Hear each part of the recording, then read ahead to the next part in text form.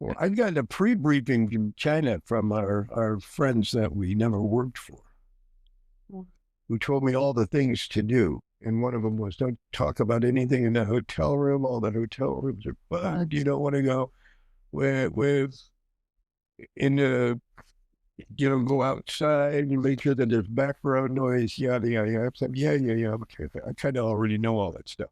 I arrive at his room at the hotel and they're having like how are we going to smuggle you out of China party? And there's like 12 people in the room all talking about it at once. I'm like, oh, shit. Well, I knew some guys back at Bragg that I'd run into that had been in MACV. Sure. The vision requirements for special forces are more stringent than the vision requirements to go to jump school. So one would think that the waiver for special forces covered jump school too. And he's like, yeah, one would think that, wouldn't one? Have to take your ass over to the hospital and get a waiver for jump school. You'd sacrifice your life to save your buddy. It became a big influence on my life. Former OSS Jedburgh team leader. Habu, which I was on the longest, we had 3 Americans on it the entire time. In fact, we had the distinction of being the only team in Recon Company that did where everybody came out alive. They're interviewing for some kind of secret project. And I said, well, I want to get in on that.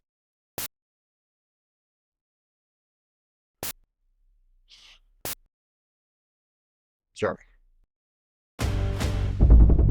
Welcome to the Not A Grayman Podcast. I'm joined by 2 men, heroes. These are indeed warriors, adventurers, Green Berets, and the kind of men who I am so fortunate to cross paths with. I'm so honored to have them here today. I'd like to welcome Nick Brokhausen and Jeff Miller to the Not A Grayman Podcast. Welcome, gentlemen. Thank you. Thank you. I want to, if possible, begin with your origin stories to before the fateful day that the 2 of you would meet in the 70s. What was your childhood like? Go first. No, I mean, I'm older, so I guess it should go. You got hit with the rosary before. I actually had a great childhood, for the most part, at least a young childhood. We moved around a lot. My father was an executive for Sears Roebuck, and I was born in Southern California, then moved to Seattle, then moved to Philadelphia, then moved back to California, then moved to another part of California, and went to 10 schools in my first 12 years of basic education. So, but all in all, it was a happy time. I don't have any bad memories. In a way, I sort of grew up with the intelligence business in the background of life. My father, when he was a graduate student, had a professor who was his advisor on his master's program, who was a friend of Bill Donovan's, the guy that founded the OSS. And in 1936, my father went to Germany and rode 1,200 miles on a bicycle,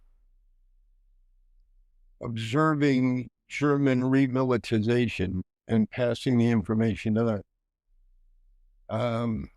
And then later in my late teens and early 20s, I lived at the Balboa Bay Club in Newport Beach, which was a hotbed. Robert Mayhew, who was Howard Hughes's fixer, former FBI, possibly agency, nobody knows for sure. He lived directly upstairs from us. Barry Goldwater and his entire family lived there. Murray Chotner, who was Nixon's first campaign manager, lived there. And all I ever wanted to do was be in the intelligence business. So when I went to join the Army, I put down that I wanted my MOS to be area intelligence specialist. And I had to get a pre-clearance. So I had to get letters, a letter from a teacher, a letter from a personal friend, a letter from an employer, and go through all this pre-clearance stuff. It took 5 months from the time that I originally tried to join until I had all the paperwork together. Went down to what they called the AFES station in those days. Armed Forces Entrance and Examination Station. Did all the testing, took the physical, was ready to enlist, took the oath, and then saw this E7 at the desk who said, "Oh, I see you've enlisting to be an intelligence specialist." And I said, "Yeah." He goes, "Unfortunately, it's the 29th of the month." That was September 29th, 1966. "All our intelligence slots are full for this month." Yeah. I said, "Well, what does that mean? Does I have to go back?" And yeah, oh no, it's not really a big problem because you're going to go to Fort Ord for basic training. And when you get up there, it's going to be the 1st of October, and they'll have a whole new open slate of slots. And you just tell them, you know. So he said, "I'm just going to put you down to be a supply clerk, but it doesn't mean anything. Don't worry about it." Okay. So I got to Fort Ord, California, and they throw you off the bus and shout at you and make you stand on little painted footprints and all that stuff. And then file into this room, take a seat. This lieutenant comes into the podium and says, very first thing, "I don't care what those assholes down at AFES told you. Whatever MOS is on your paperwork, that's where you're going. It cannot be changed. Don't come bothering me that you want to change it." Oh. And off I went to Fort Lee, Virginia to learn to be a supply clerk.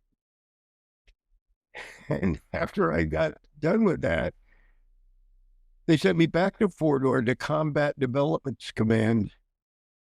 And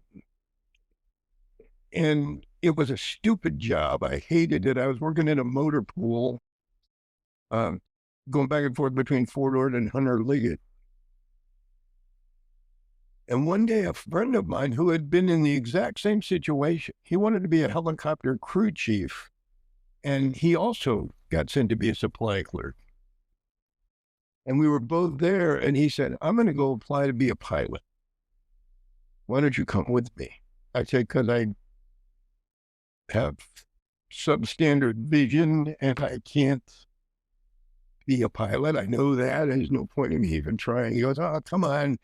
His real motive was because I had a car, and it was all the way on the other side of the base. And he wanted me to drive him. So I drove him over there, and I went in. The very first thing they did was give me an eye examination and kick me out. But he went through the rest of the process and eventually did a tour in Vietnam flying Hueys. So I didn't have anything to do while I'm waiting for him. So I'm wandering through the building, and I come to this really cool looking office. And there's a lot of stuff on the walls, real interesting Montagnard crossbows and booby traps from Vietnam and pictures of different things. And there was nobody there. So I'm just wandering around looking at stuff, and all of a sudden this Sergeant Jack Davis comes in, straight back from his 5th tour. This is in like February of 1967. And he had already been to Vietnam 5 times. He's like, oh, young PFC, because I was a E3 at the time. "You want to be a snake eater, eh?" And I was like, whoa. Because the mystique of the Green Berets in early 1967 was incredible. On the cover of the Saturday Evening Post. Yeah. There was a song. I don't know if I'm up for that, but come over here and take these tests. That song, it was like the first, that was top of the charts, right? Which was because it was such an anti-Vietnam War era. Yeah. Yeah. It was an anti-Vietnam War era, but the song still made it to the top of the charts. So there was a set of 5 tests that you had to take, and there was a test to see whether you could learn Morse code, which I foolishly maxed. Found out that was a bad mistake later. There was a test to see your strategic thinking, and an IQ test, and a test to see whether you could learn a foreign language. Anyway, it was 5 different tests. So I sat down and I took all the tests. And then I went and met my friend, and I went back to work in my motor pool and forgot all about it. Mm. So, what foreign language did you take? Hmm? What foreign language did you take? Polish eventually. Human. Human. Yeah. But the a couple of months go by, and I get called up to see my first sergeant, which usually means that you're in trouble, you know. So I'm walking up to the orderly room thinking, what did I do? I must have done something, but I don't know what it is. But when I get there, there's Sergeant Davis in there with my thing, and he says this to me. And this is true that he said it. I don't think it's actually true. I think he was a liar. But he said, Miller, you got the highest score on the Special Forces battery of tests ever. And I'm like, really? He goes, yeah. I said, we want you to come and join, but there's a problem. Your eyesight, it's not good enough. Oh. And I'm like, oh, bummer. Because I really inside had not made any kind of decision that that's what I wanted to do, you know. He said, but your test scores are so good, I think I can get you a waiver.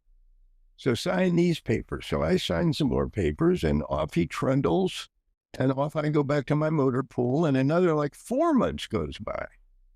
And I get called to see the colonel. Well, I just made Spec 4, and while I was aware that there was a colonel, I had no idea who he was or where he was or why the hell he would ever want to talk to me. So I go up to the colonel's office and salute, and he's reading something on his desk. And he looks up to me and says, I got a real problem with you, Miller. And I was like, oh my God. Well, what the hell did I do? What did you do? And he goes, you're on levy to go to Vietnam, right? I said, no, sir, I did not know that. He goes, well, you are. I said, oh, okay.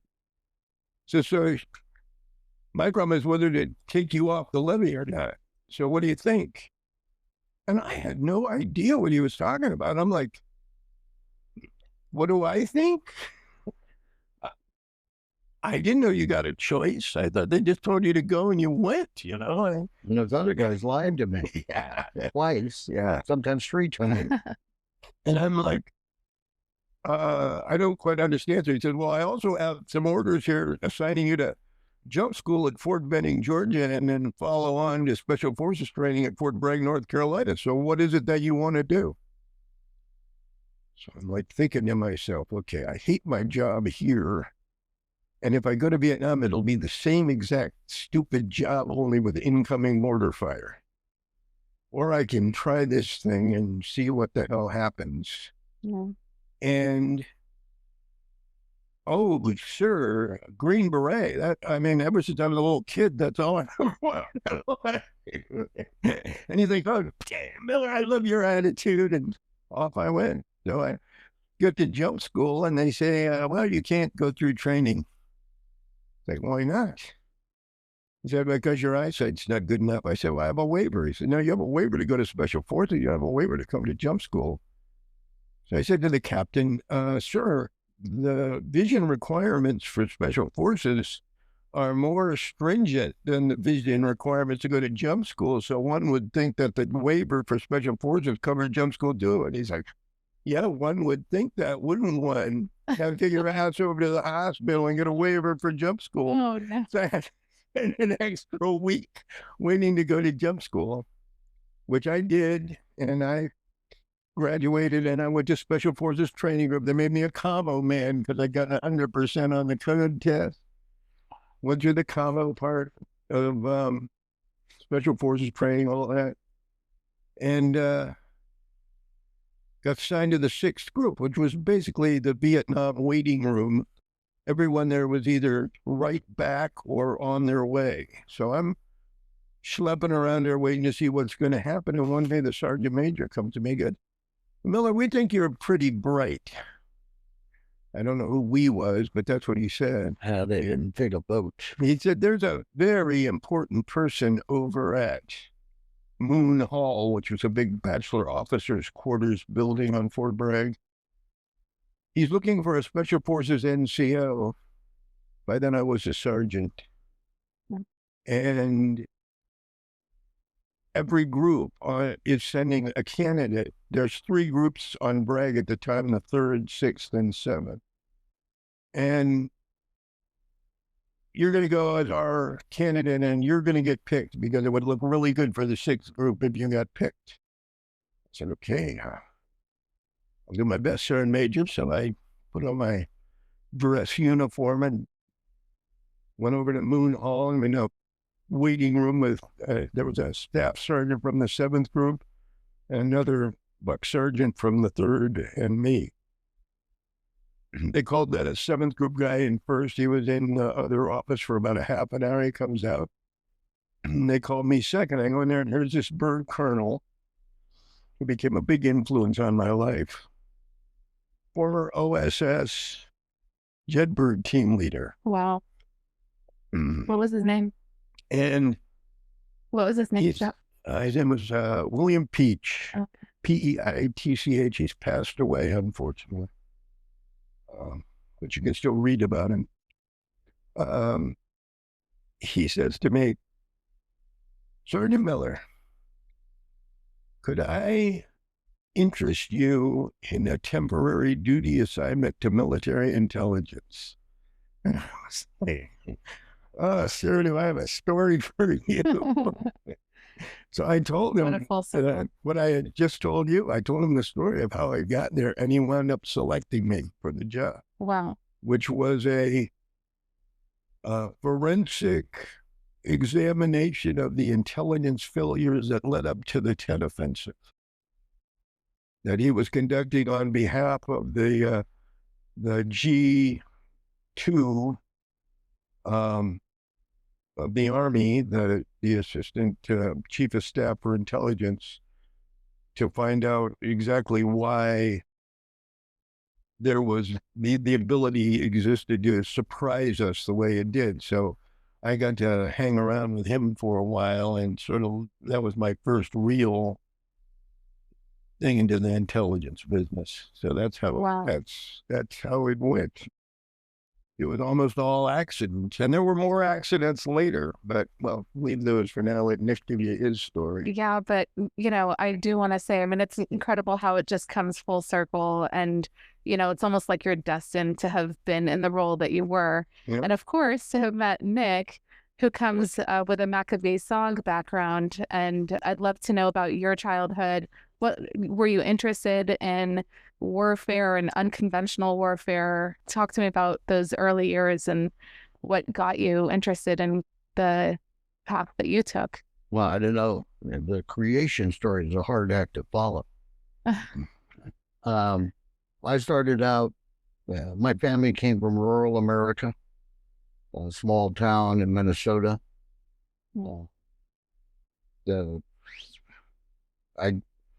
My teenage year was hunting and fishing and running around trying to get enough money to buy a car by working in a potato warehouse, sacking 100-pound bags of potatoes and moving them around. And getting a job on the Laos Railroad, Airborne Brigade. And it was a winter time, and when you just barely had a 90-ton freight car miss you in a snowstorm, when you're out there changing the cars off on the tracks, and that convinced me that I really didn't want to be in the railroad business. And I was drafted. I spent my early years in the infantry, so to speak, and did a combat tour with them, and decided to go to Special Forces because rank was better. You could make rank fast. It was interesting. It was challenging. Where I'd grown up was a natural transition into Special Forces because I already knew how to skin a rabbit, and run from a bear, do all that stuff. So I went into Special Forces selection in 1969. So the end of 68, beginning of 69. And the rest is history. a few observations. I mean, you clearly grew up in that rugged environment where you were used to, like you said, having to skin a rabbit or anything like that, and hunt for food and so on. But also, it's interesting that you mentioned that the rank is better, because in the history of the Green Berets, if I remember correctly, there wasn't like a track under the Green Berets, right? It wasn't until Kennedy. You could get promoted all the way up to E9, E8. Okay. E8 internally within Special Forces. There was no Department of the Army board for selection. It was, you progress right up, which came in handy because I moved back down the ladder a couple of times, and you can quickly make your rank back. Interesting. So what's the selection process for MACV-SOG? How did you come across that? How were you selected? Is it still classified? I don't know. But what's the selection process? Being assigned to MACV-SOG, you were sentenced to MACV. It was, you had to be a triple volunteer. When I went to Nam with Special Forces, you go to the normal repo depots, or repopulating or whatever. And you get assigned by the needs of the Army in Vietnam. And there's always these trips. The guys that lied to him had now moved to Vietnam. We're lying on a grander scale. And we got, we left training group. We went to Saigon. And in Saigon, we were a group of 22. We're all being assigned to this Special Forces group. And we got orders. I had gone through the Army's hand job about, here's your orders, just take them, you'll be fine. So I sent this friend of mine named Bernie O'Connell. He was a former E8 that had gotten out of the Army and gotten into the high-tech field of air conditioning. And he didn't have the accounting skills, so he ended up going bankrupt. So he came back in the Army as a buck sergeant, went through selection. He'd been in the regimental combat teams in Korea during the Korean conflict. So I sent Barney and said, go down and make sure those shoe clerks at admin haven't changed our orders. Then he comes back, and I had liberated a fire extinguisher from the wall and some beer, and I was cooling off their body temperature in a wastebasket when he walked back in the room, and he goes, wow, that was close. I already knew it was bad when he said that. He said, yeah, they had us down to go to the 1st Division, the big red one. Well, we pronounce it different, the big red one, because the shaft you're about to get. And I said, so what happened? He said, I got us another assignment in Special Forces. And I was really lucky. I ran into this guy I'd been in Germany with in the Davy Crockett platoon. Well, the Davy Crockett was a mortar on the back of a 3/4 ton that fired a 1.2 kiloton warhead. And the instructions were put the Jeep in gear, fire the weapon, and try and get a ridge line between you and the impact zone. So the guys in that are not actually rocket scientists. So I'm sitting there going, oh, okay, give me the bad news. He said, no, it's all good news. The guy told me that we're going to this outfit, and there's a waiting line to get in. There's only one waiting line in this country, and that's to get out of here. So turns out he said, well, where we go? We're going to CCN. Well, I knew some guys back at Bragg that I'd run into that had been in MACV-SOG, and tell you the truth, they were all a little bit loopy. And I'm going, this doesn't sound good. And we got our orders. We proceeded on up to Da Nang, where we were introduced to CCN, the organization up there. But there were no selections to go there. Later on, I think in 1970, they opened a 1-0 school, 1-0 being a recon team leader in Fort Bragg, and they had guys that had been in Vietnam teaching the courses and that. But at that time, it was you were assigned there, you went there, and it was voluntary. They told you that right at the bat in Da Nang, said, this is a voluntary unit, gentlemen. There's no shame. If you feel you can't cut it, best thing is to tell us, because you're going to get somebody killed out in the bush. And everybody was thinking the same thing, Can I get you over here side, sir? But peer pressure. You stay at. Is that what it was? Peer pressure that. Oh, absolutely. Okay. So I saw 3 guys that actually said, I can't take it. And one of them was a 2-tour combat tour guy that was actually on my team. I think he'd spent 15 months with the 3rd Marines up on the rock pile. And he was on the team for, I think, 5 months.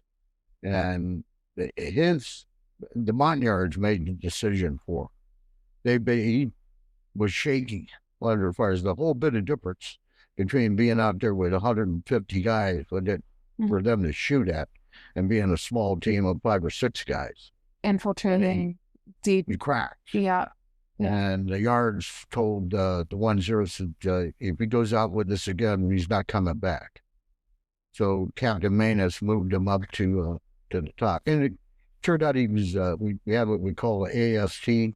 That's the guy who prepares your target folders, gets all the former patrol reports and puts them in a folder. So when you're in isolation, you can study it. Best guy in the world. He was the best AST they had. A good guy. But another guy just cracked in the middle of an operation, and that they knocked him out. When they brought him back, they sent him over to I think he went down to bank or something like that. And the 3rd guy just basically told him, I can't do this. This is not for me. It really is a specialized mindset in order to survive it and actually flourish in it. I'd love to talk to you more about that. What was the mindset and the sort of the psychological preparedness that you would have to have, knowing that you were going deep into enemy territory and you had no support, and very few people would make it back that were in these units, right? The survival statistic was not in your favor. So what were the things that gave you that resilience, and where does it come from? Where does it come from? Well, like I said, a lot of it is peer pressure. You don't want to tell the other guys you're a wussy. No, you don't want to appear that. And it's very structured. You get there, you get assigned to a team. The team takes you out. You do team training. You got to do immediate action drills. As a unit, 5 or 8 or a 10-man recon unit, and that you're a machine. Everybody has a cog in there, and everything has to be perfect. There's 2 things you need to survive on the battlefield. One is skill, and the other one's luck. And they both have to be there on the same day. So my first mission I went on was, I thought it was a tough one. We went up to the Ashaw Valley and got inserted. We were in contact 20 minutes after we got on the ground. And we fought for a solid 3 hours before they could get us out. When we came back, I had 1 magazine for my CAR-15, and my pistol was fully loaded, and I had 2 hand grenades. Out of a load of, when I went out there, I had 800 rounds for my CAR-15. Oh. I had 3 pockets or pouches full of hand grenades, and a claymore, which I managed to blow too. And I got back and I was telling the 1-0 mini-Mac, I said, wow, that was tough. He goes, that was a training mission. So you're kidding. He says, nah, wait till we go over into Laos. Then you'll find out what really tough is. Yeah, and so you went into Laos, and that was all under the Command Control North, right? CCN. So you were part of Team Crusader, right? Or I eventually became the 1-0 Team Crusader. Wow. Can you tell me about like the history, like the difference between CCN and CCS, right? Was it CCS? Right. And then how many people were on your teams? And then also, how did you come up with the names? Like in the patches, I know there's such a culture. We had no say. Oh, okay. Yeah. There there was 3 projects: Delta, Omega, and Sigma. Delta became CCN, Omega became CCC, and Sigma became CCS, Command and Control Cell. The team composition was pretty much up to the 1-0. How many people we had, how they were armed, et cetera, how many extras you had, and how many Americans was determined by the recon commander and the headquarters. The names were picked from Saigon. All the teams at CCN were named after snakes or states, and all the teams in Central, I think, were named after tools: hammer, nail, file, and the ones in South were, can't remember now. Anyway, they were assigned, and you had at North we had 18 teams, usually 2 to 3 Americans on each team. Now it's constantly shifting and changing because people are getting wounded, people are getting killed, teams are getting wiped out, have to be regenerated, and that. So CCM was, and CCC was the same way. You were never full strength. So I did the numbers one time. The total strength for MACV-SOG, American personnel, was 1,174 personnel. That included all the officers, all the shoe clerks, all the people that worked at the launch sites. Everybody that was assigned to SOG was in that lump. So that left out of 1,174, you had about 160, between 130 and 160 Americans that were actually running ground combat operations on the ground. Now, in that too was each project had what they call a hatchet force, exploitation company. You'd find something out there in the jungle that was really hot, pipeline, bunker complex, and they'd insert a company, a strike force in there to exploit it. But towards later in the war, they were no longer viable to do that unless they were doubling up, and then you run into problems of where are we going to get enough helicopters to get them all out if they get shot up. So they were more stringent on their use of the exploitation. Normally, 2 guys, 2 Americans, 5 to 8 indigenous soldiers with you. Sometimes 3. Habu, which I was on the longest, we had 3 Americans on it the entire time. In fact, we had the distinction of being the only team in Recon Company that did where everybody came out alive. Wounded, but alive.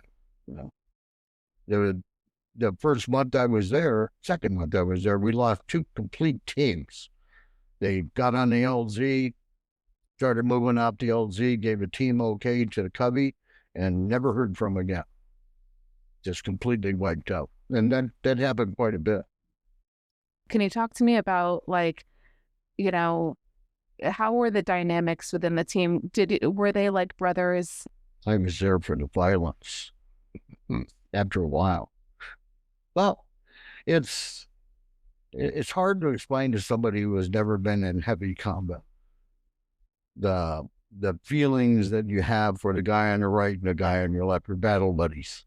They call them that now, but those guys I ran with are still closer to me than my own family.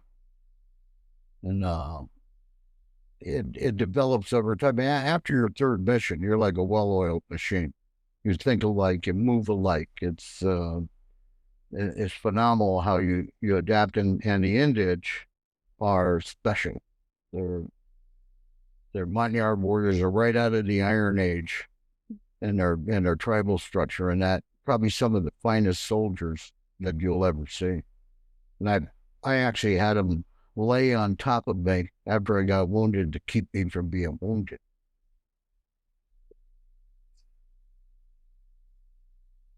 Not many people that will do that.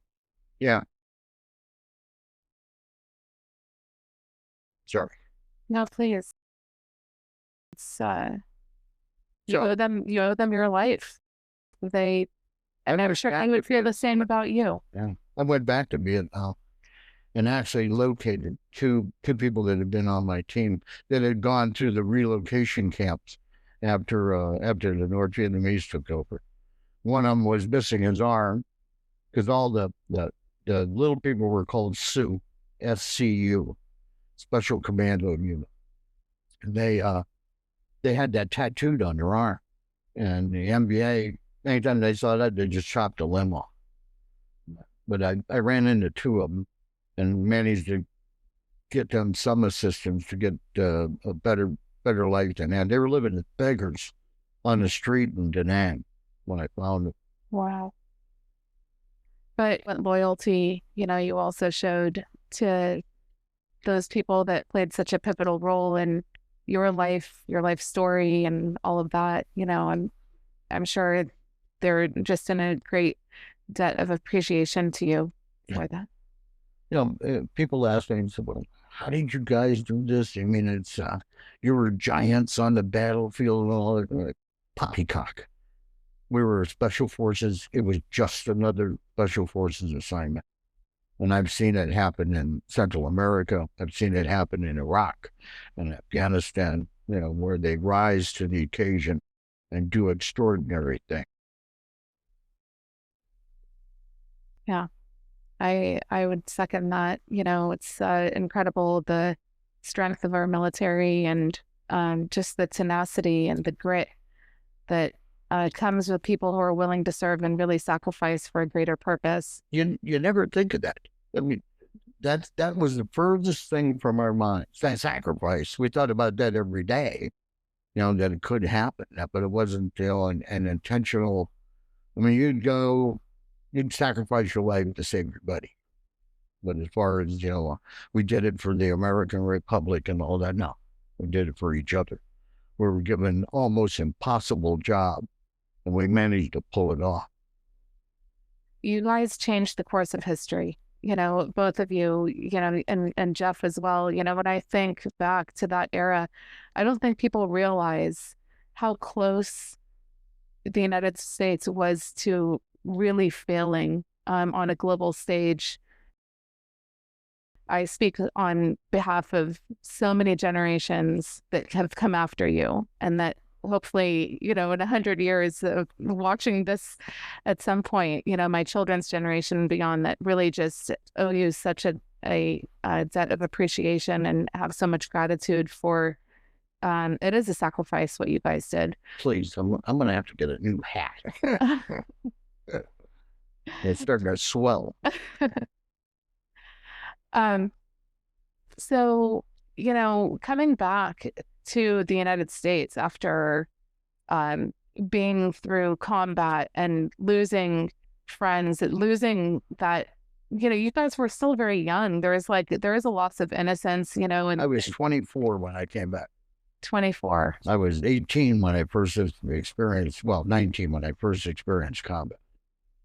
And when I came back,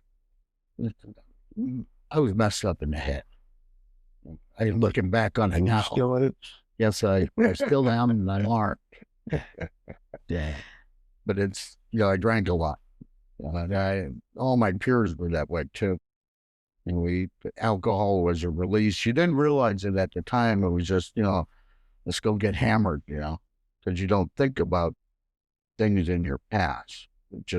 It gradually sets in, and it ruins your life to a certain extent, unless you're able to get control of it, come out the other side, which most of us did eventually. You did eventually. That's good. Yeah, it was alcohol, Took me 2 marriages. 2. Yeah. Well, do you think that's the reason your marriages failed? Was the drinking or? Drinking and the anger and you don't realize you survive something like that. You have a lot of anger in you. You have a lot of anger issues. And I'm sure that Dr. Jordan Peterson and his peers and that could probably break it down to you, but we just handled it the only way we knew how. Stick close, hang on to your buddy, get drunk when you can. And that numbs the pain. Yeah, more or less. That and get a job as the bouncer so you can take that out somebody. I'm not leaving. Oh, yes, you are. Yeah, I would not want to come, head to head with somebody that was. When I was at Devon's, that's what everybody did. They all worked up at the cinema lounges then because it was can't hit under the table Oh, and bouncers. Yeah. gotcha. Which was a great release, because there's all kinds of idiots that need a little thumping once in a while. Well, I like what you said about needing skill and luck to really. It is. That's something to reflect on. If anything, you kind of, whatever I think of, times in the past, it's just sort of like, okay, it makes you feel you're part of a bit of a larger purpose. Jeff, when you were telling your story about having the vision impediment to be able to, go to jump school and all of this, yet, later you end up doing exactly what it was that you wanted to enlist to do in the first place. That definitely, you had the skill, but the luck came in that point. You almost have to believe in there's a destiny, because after that initial piece of weird luck that brought me to that point, later on, there was a whole nother thing just like that. Well, not just like it, but a whole nother thing of just out of the blue things that just happened. Unplanned for, impossible to plan for, they just happened. You asked about language. Mm-hmm. It was years later. I actually got out of the Army for a while, and I spent some time working for the Drug Enforcement Administration. In those days, it was called the Bureau of Narcotics and Dangerous Drugs. And then I tried to go straight, and I worked for a newspaper, and I worked for the Chamber of Commerce, and wound up going back in the Army. And I spent some time in the regular Army in a NATO assignment. And then I eventually got orders back to the 10th Special Forces Group. And they sent me I arrived just in time for the Solidarity Union to start causing trouble in Poland. And I was on a team whose mission was Poland. And so they rushed us all through language school to speak Polish. Mm-hmm. But then shortly after graduating from language school, the whole thing calmed down, and it became quite obvious that we were never going to get to. But they thought Poland was going to be Hungary/Czechoslovakia, because when Hungary had tried to break away from the Warsaw Pact in 1956, the Russians rolled tanks in and suppressed it. And when Czechoslovakia tried to break out in 1968, the Russians rolled tanks in and suppressed it. Well, now it was in like 1978 or 79. Poland was doing the same thing. Everyone just assumed the Russians would roll tanks in and suppress it. And if that was the case, we were going to deploy to a Polish port to be behind the lines and give what aid we could to the Poles, but it didn't happen. The Russians, by then, had given up on that idea of holding the Warsaw Pact together by force. So I had a young medic on my team, and we were two of the top graduates from the language course, and we used to speak Polish to each other all the time, but only to each other. Yeah. So we didn't really know whether we were speaking a form of Polish that would be easily understood by the population of Poland, or if we were just speaking some kind of weird Polish Esperanto that only the two of us could understand. Why don't we go to Poland and find out? Say, well, they'll never let us go to Poland. Come on, it's a Warsaw Pact. But that was 1980, the glasnost with us, or 79 probably. It was loosening up a little bit. I don't remember the exact dates. I could look them up because a lot of was going on in the world right then, but we put in a request to go on leave and spend 2 weeks in Poland, and oddly enough, they okayed it. So we were in Germany doing something, And instead of going back to the States with the rest of the team, we took our leave and we went to the Polish border. And we laid out, it was very complicated. You had to have every hotel room that you were going to go to, and you had a time frame to be there. So if you're going from like Poland to Czestochowa, or from Warsaw to Czestochowa or whatever, you had exactly so many hours to be there. And if you weren't there on time, they put out a arrest warrant and stuff like that. So we get to the border and we've done all this preliminary work. And he said, sorry, you can't come back. Because the new Polish Pope had picked that same week to go back to Poland for the first time. And he canceled every hotel reservation for everybody else so his entourage would have free. Oh, geez. So we're like, Catholics, you know. yeah. Papists. Well, we're like, well, that really sucks. But there wasn't anything we could do, so we just flew back to the States and went back to work. Well, once again, the weird thing happens. Month and a half goes by, and I get called. I say, Dave Miller, they want to see you down at the MI company. Not the 10th Group's MI company, but the big MI company for the main post for the 591st or someday. I don't even remember. So I said, okay. So I wandered down there. And here's a civilian. Turned out later he wasn't a civilian. He was actually a warrant officer in civilian clothes, but he looked like a civilian. Named Bob. No other name, just Bob. And he goes, Sergeant Miller, I want to talk to you about your impressions from your trip to Poland and what you saw over there and what you did. And I said, well, Bob, you didn't get the latest news because all I saw was a sort of nasty border patrol guy that told me to get the hell out. They wouldn't let us in because of the Pope's visit. He's like, oh, really? And I said, yeah, I never got into Poland at all. So then I guess he didn't have anywhere to go because he thought it was going to be a couple hour debrief. So he just starts talking small talk. And he's like, well, what do you do here and what's your job? I just chit-chatted with him for a little while and I went back to work. So not long after that, I got sent to Pathfinder School at Fort Benning, Georgia, which is kind of an advanced airborne.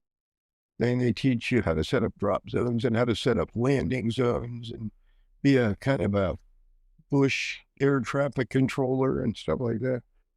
So I'm in Pathfinder School. I get a call to see the colonel.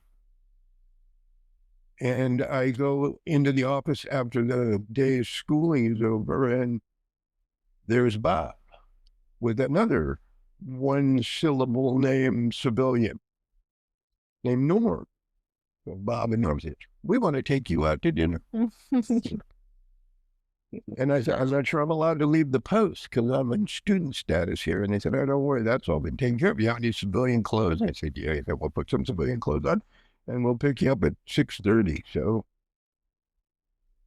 I went back to the barracks, changed into civilian clothes. They picked me up. We went down into Columbus, Georgia somewhere and to a restaurant. And they just started asking, and they knew everything about me. They knew, well, we know that you worked for the BNDD and we know that you did this project with Colonel Peach and they knew everything. And while we were at dinner, someone I knew came by the table to say hello. And I immediately made up a story in my head of who these two other guys were, which they really liked. So quick on your feet. They said, we've got a job for you. And if you're interested. And I said, yeah, I'm always interested. Great. So they went away and I went back up to Fort Devens and some more time goes by and I get a call on the telephone from Norm and he goes, listen, we want you and your wife to come to dinner down in Boston. And I said, okay. And he told me the restaurant and the time and everything. And I told her, I said, we're going to go down and have dinner with these guys. I'm not quite sure who they are, but it sounds interesting. So they had these big round booths with the button tuck red, old fashioned, like somebody sitting in the Brown Derby in 1934. And we're sitting in there, and they come in, and it's Norm and a guy named Bill. They all have one syllable anymore. Yeah. But it's from a chicken. And they sit on each side, and they show her their credentials. I've never seen them. I guess they figured they didn't need to show me, but they got the little baby blue cards. Show the credentials to my wife, and they say, "We want your husband to come to work for us." And I'll never forget this, because she said, she asked them two questions. Is he going to get killed? And they said, "We don't think it's particularly more dangerous than what he's already doing, just different." Okay. Is there going to be any money involved? Yes, he will make more money than he's How much of it do I get? And that was it. That was her. And okay, cool. It's all fine with me. So then I went off and and I can't get into the details of that very much, because even though it was 43 years ago, and it's probably declassified by now, I don't know that for a fact. And even though, it's all about sources and methods, as you know, the sources are all probably dead by now, but the methods may not have changed, and I don't know for a fact whether they have. So, but basically,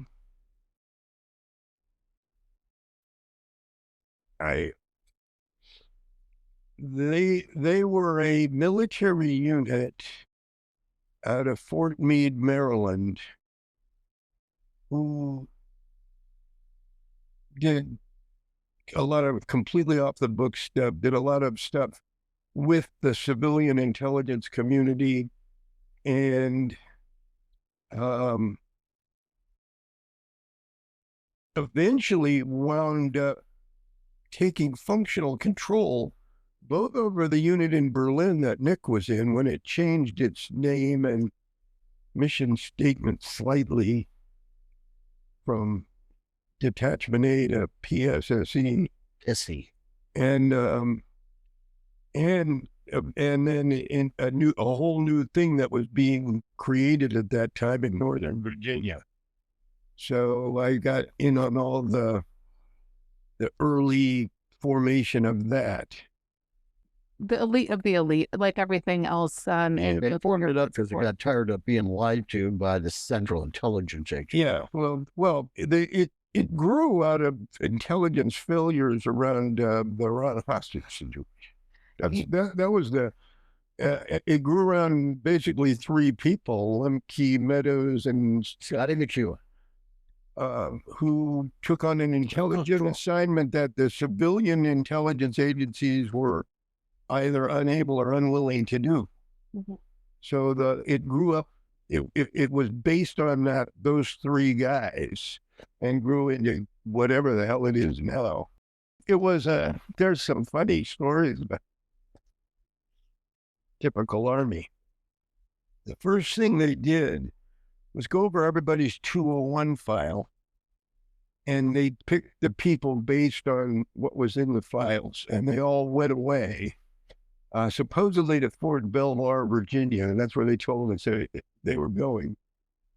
And then most of them in the very near future were back, because apparently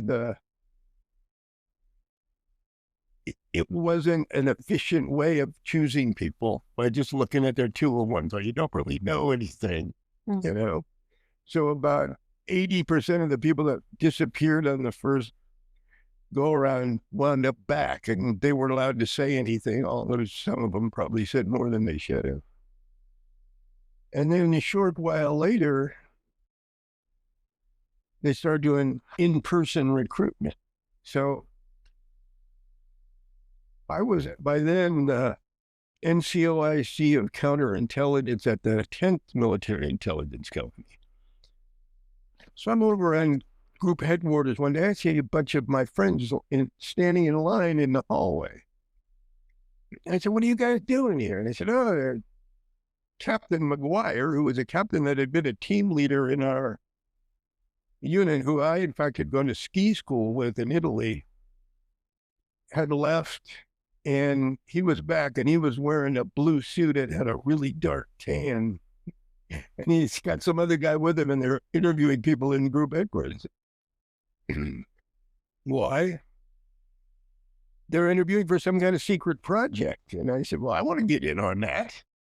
So I went to the S1. I said, "Hey, I want to be interviewed for this secret project. Why am I being left out?" He said, "Well, yeah, okay." So he put my name on the list, and I went and interviewed. Then I got Get a waiver for your eyes. I got a call from the people, and they said, "What are you doing?" And I said, "Well, this sounds like a really interesting thing." So I put my name on the list to see about it. He goes, "Who the hell do you think you're working for now?" And I said, "Oh, really?" Yeah, welcome to the shadowy world.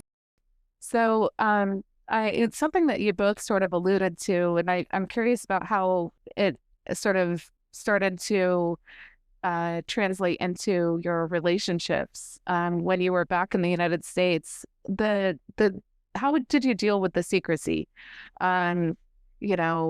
Did it damage relationships? Did people want to know or not want to know? How did you handle that?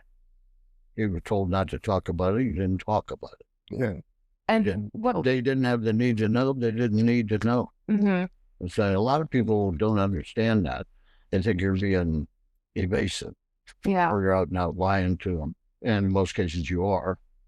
But, you don't have a need to know. You don't need to tell them. And how did Worst you thing you manage? see is somebody that talks too much.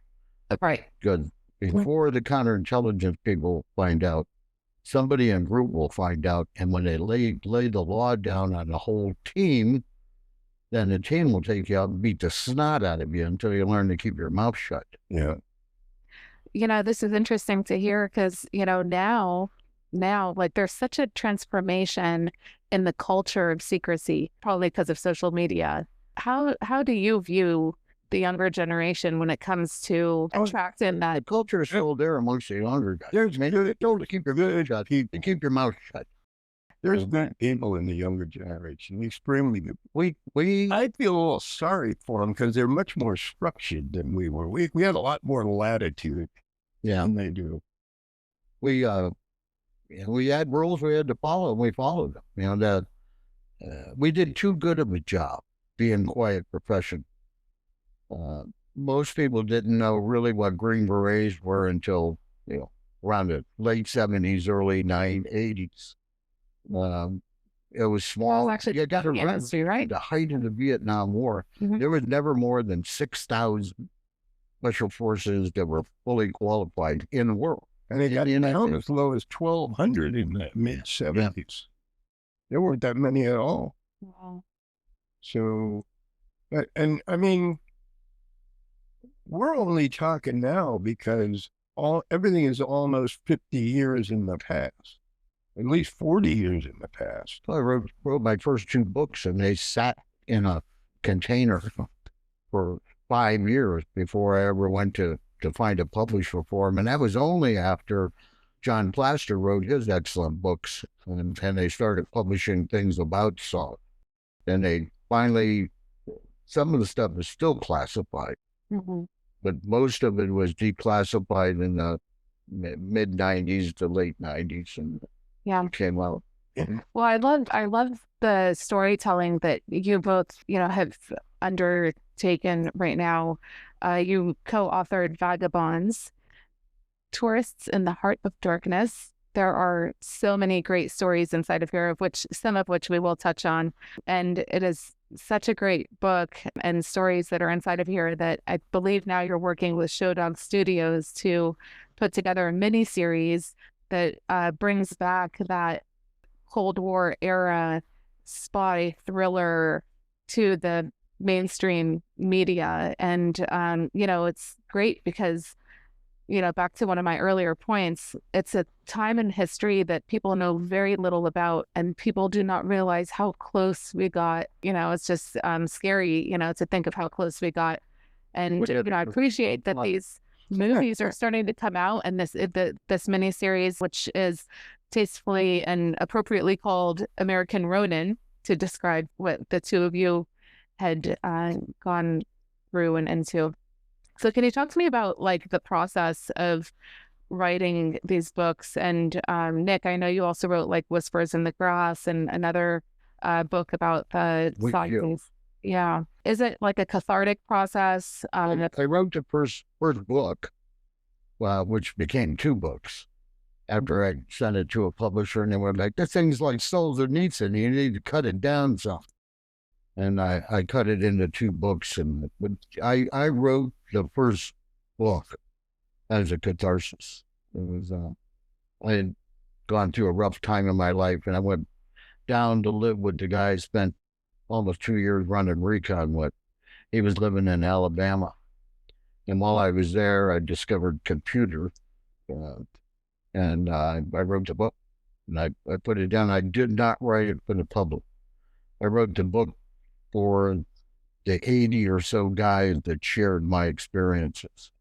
But, I wrote it as a tribute to them, and possibly it'd be used as indictments in the future for most of them. But it became, there was a shift in the literary world with dealing with Vietnam. And after Dave Maurer came out with his book called The Dying Place, and Plaster got his books in there, and there was Frank's name, the weird little captain from Central. He wrote a book also about it, and they started getting more out in the public. That I took it to a second publisher, and they were the ones that picked it up and actually made it up. Well, first I went to a small publisher out of St. Louis. Nice guy, but he just really didn't have the money to promote it, to make it. Was paperback, and it would come apart. In fact, when Iraq was going on, I got invited to a dinner with a National Guard outfit that had been deployed to Iraq during the Gulf War, the invasion and all that. And they had passed my book around amongst everybody in the battalion, and that in Ziploc bags. All the binding came off, so the pages had separated. So they had labeled it Chapter 1, Chapter 2, and everybody that wanted to read it read it. It just comes to show you how sacred that those stories are, because they were. Understand it. Somebody who's been in combat understands the book right off the bat and identified. And there was such a hunger as well for people to be able to grasp what you had been through. Yeah. When we wrote Vagabonds, I was working a project in West Africa, and the contract was signed, the money was in escrow. I moved to Tucson, where he was living at the time, and because it was an airline thing, providing aircraft to another country. And when I got there, 2 days later, COVID came ashore.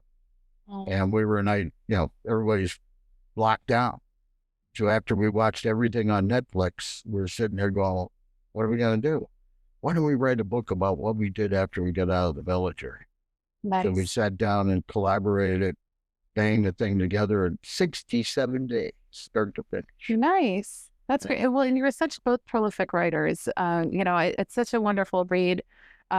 You have to get this book. I'll have, by the way, everything linked in the description notes below. So before we get into the private military intelligence and private military contracting era that you both went through, let's go back to the fateful day that you both end up in Berlin and get to have the good fortune of meeting each other. End up at Berlin.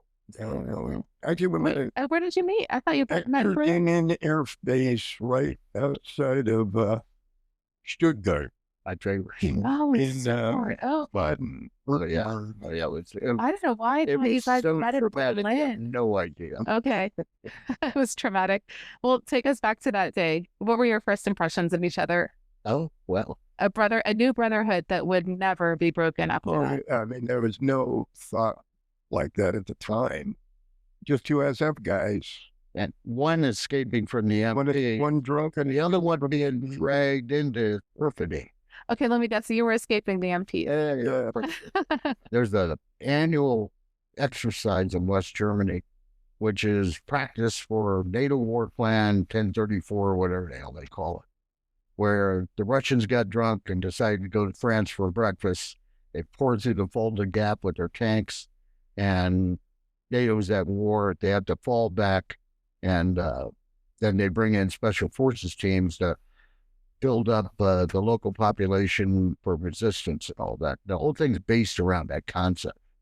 And the exercise director headquarters was in Hectorville. I was working as a case officer. Wait, so were you in the agency?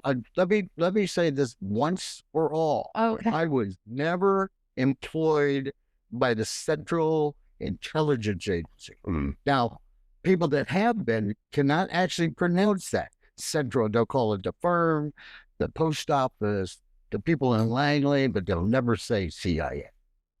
I was never employed by the CIA.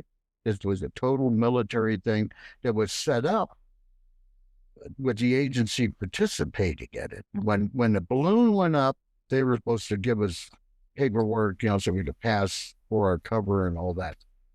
Yeah, well, I've not really done that. So, but the concept was that I was a case officer. I had 3 assets, which are 3 SF guys, and each one of them was responsible for an area, and they're responsible for the team.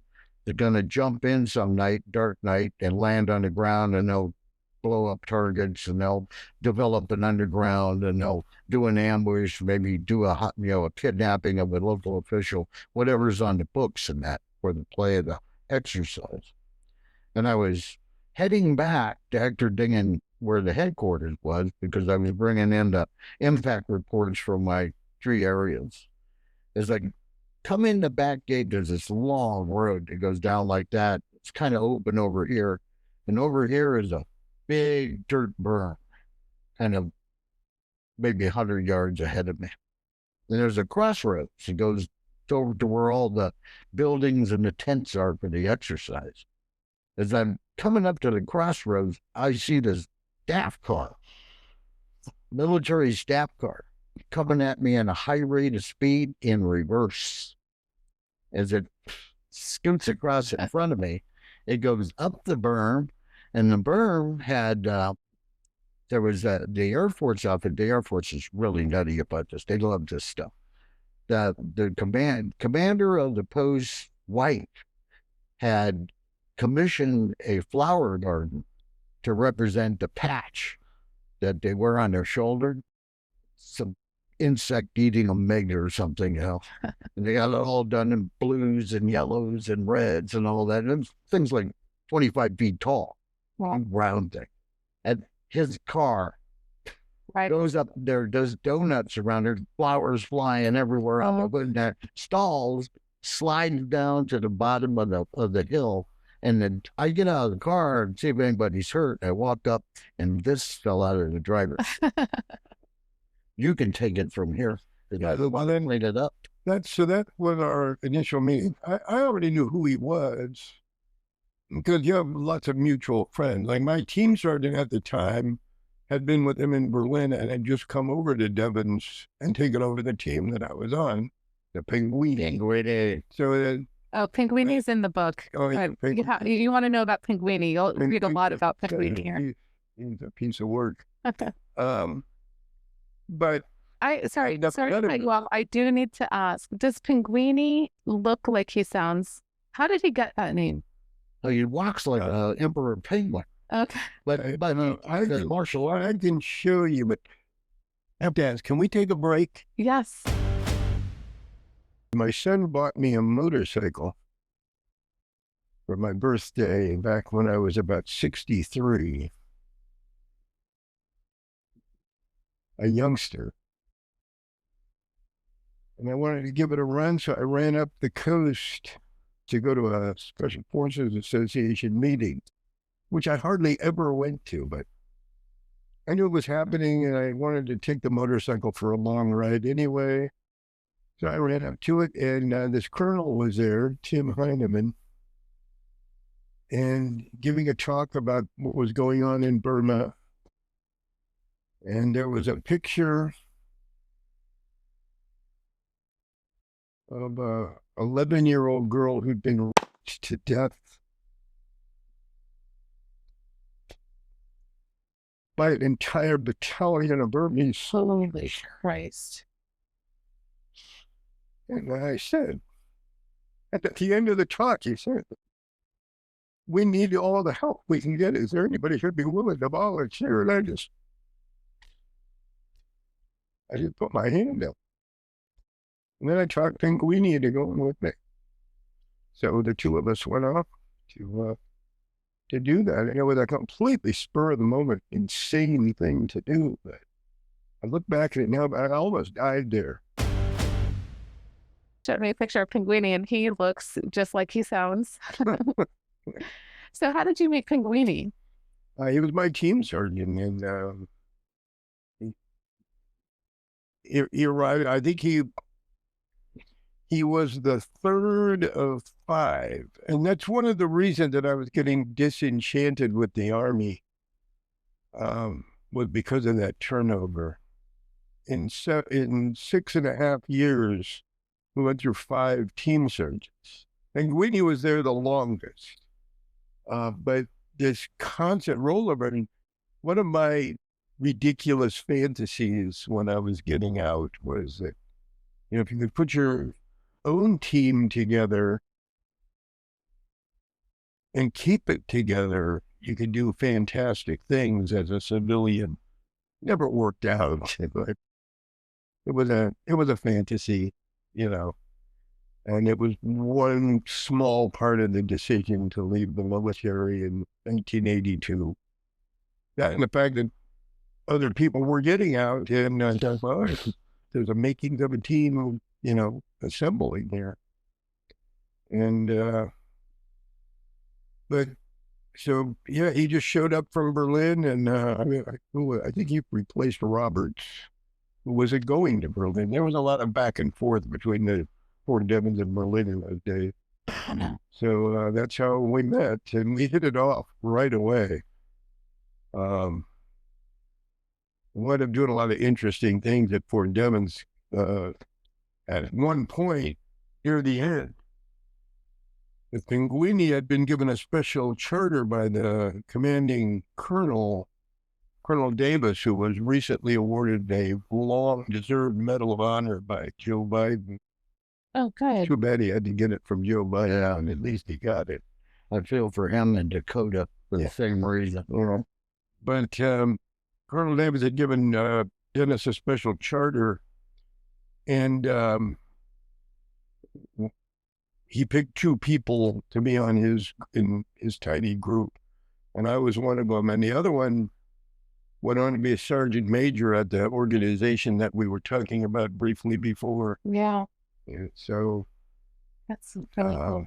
There was some good talent in that little group, and we were just doing weird stuff. At one time, the Newton Police Department busted a fake ID operation, and they didn't know what to do with all the equipment, so they gave it to us. And we had hammering. Here, the wheels of felony turning. We had a whole room full of. We had IG inspection one time. We had to take it all over to my house. And I'm like, God, I hope they don't find this stuff here at my house. And the day after the inspection, we moved it all back into the office.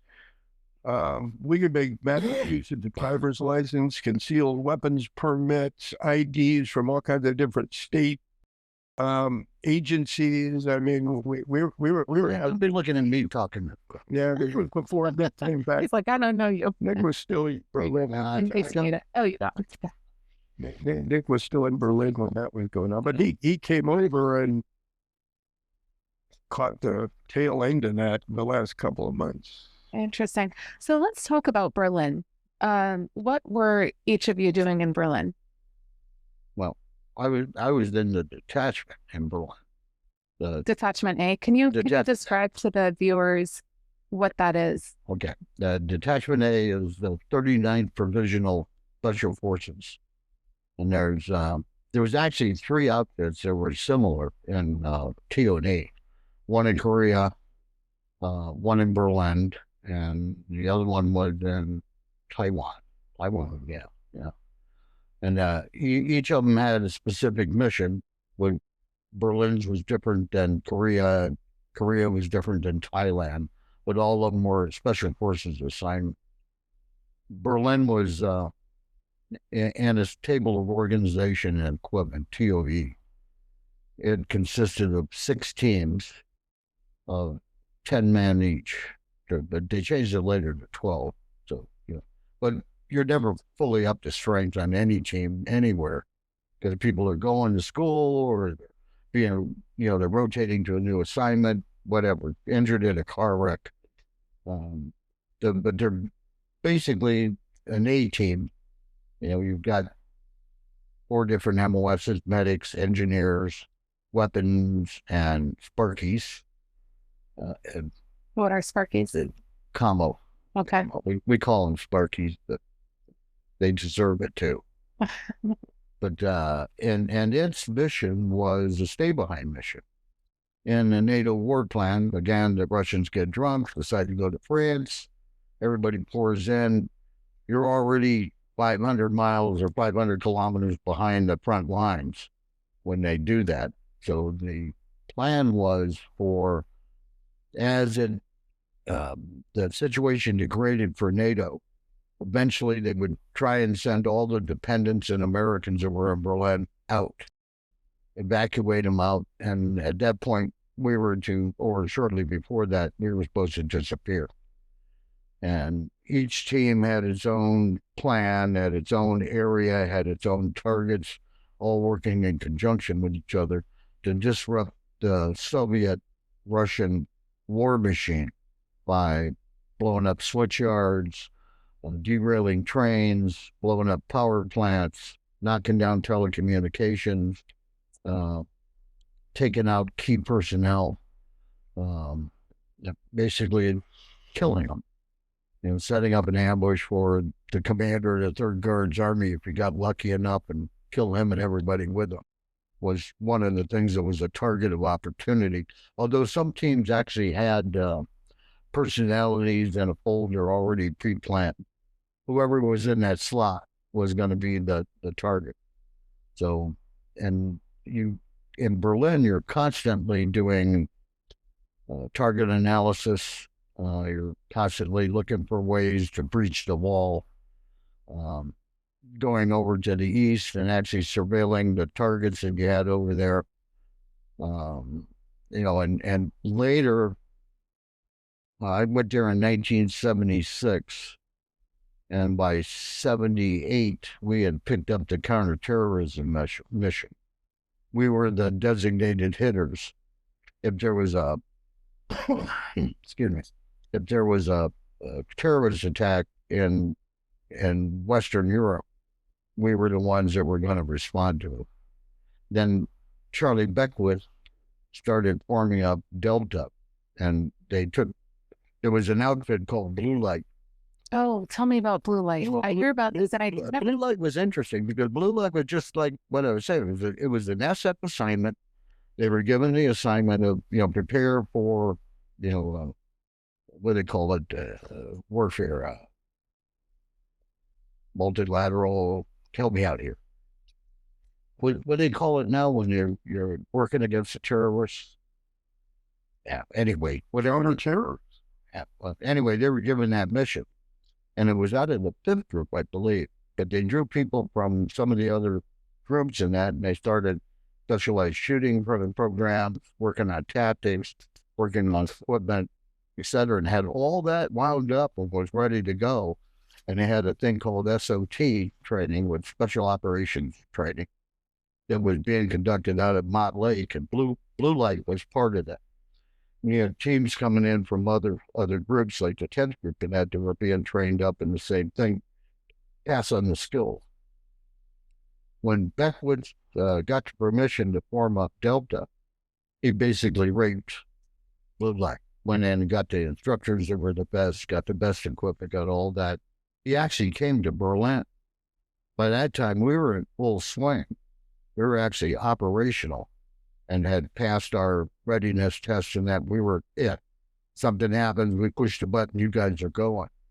And the shooting program there, the shooting house and all that, I designed and built most of that with a guy named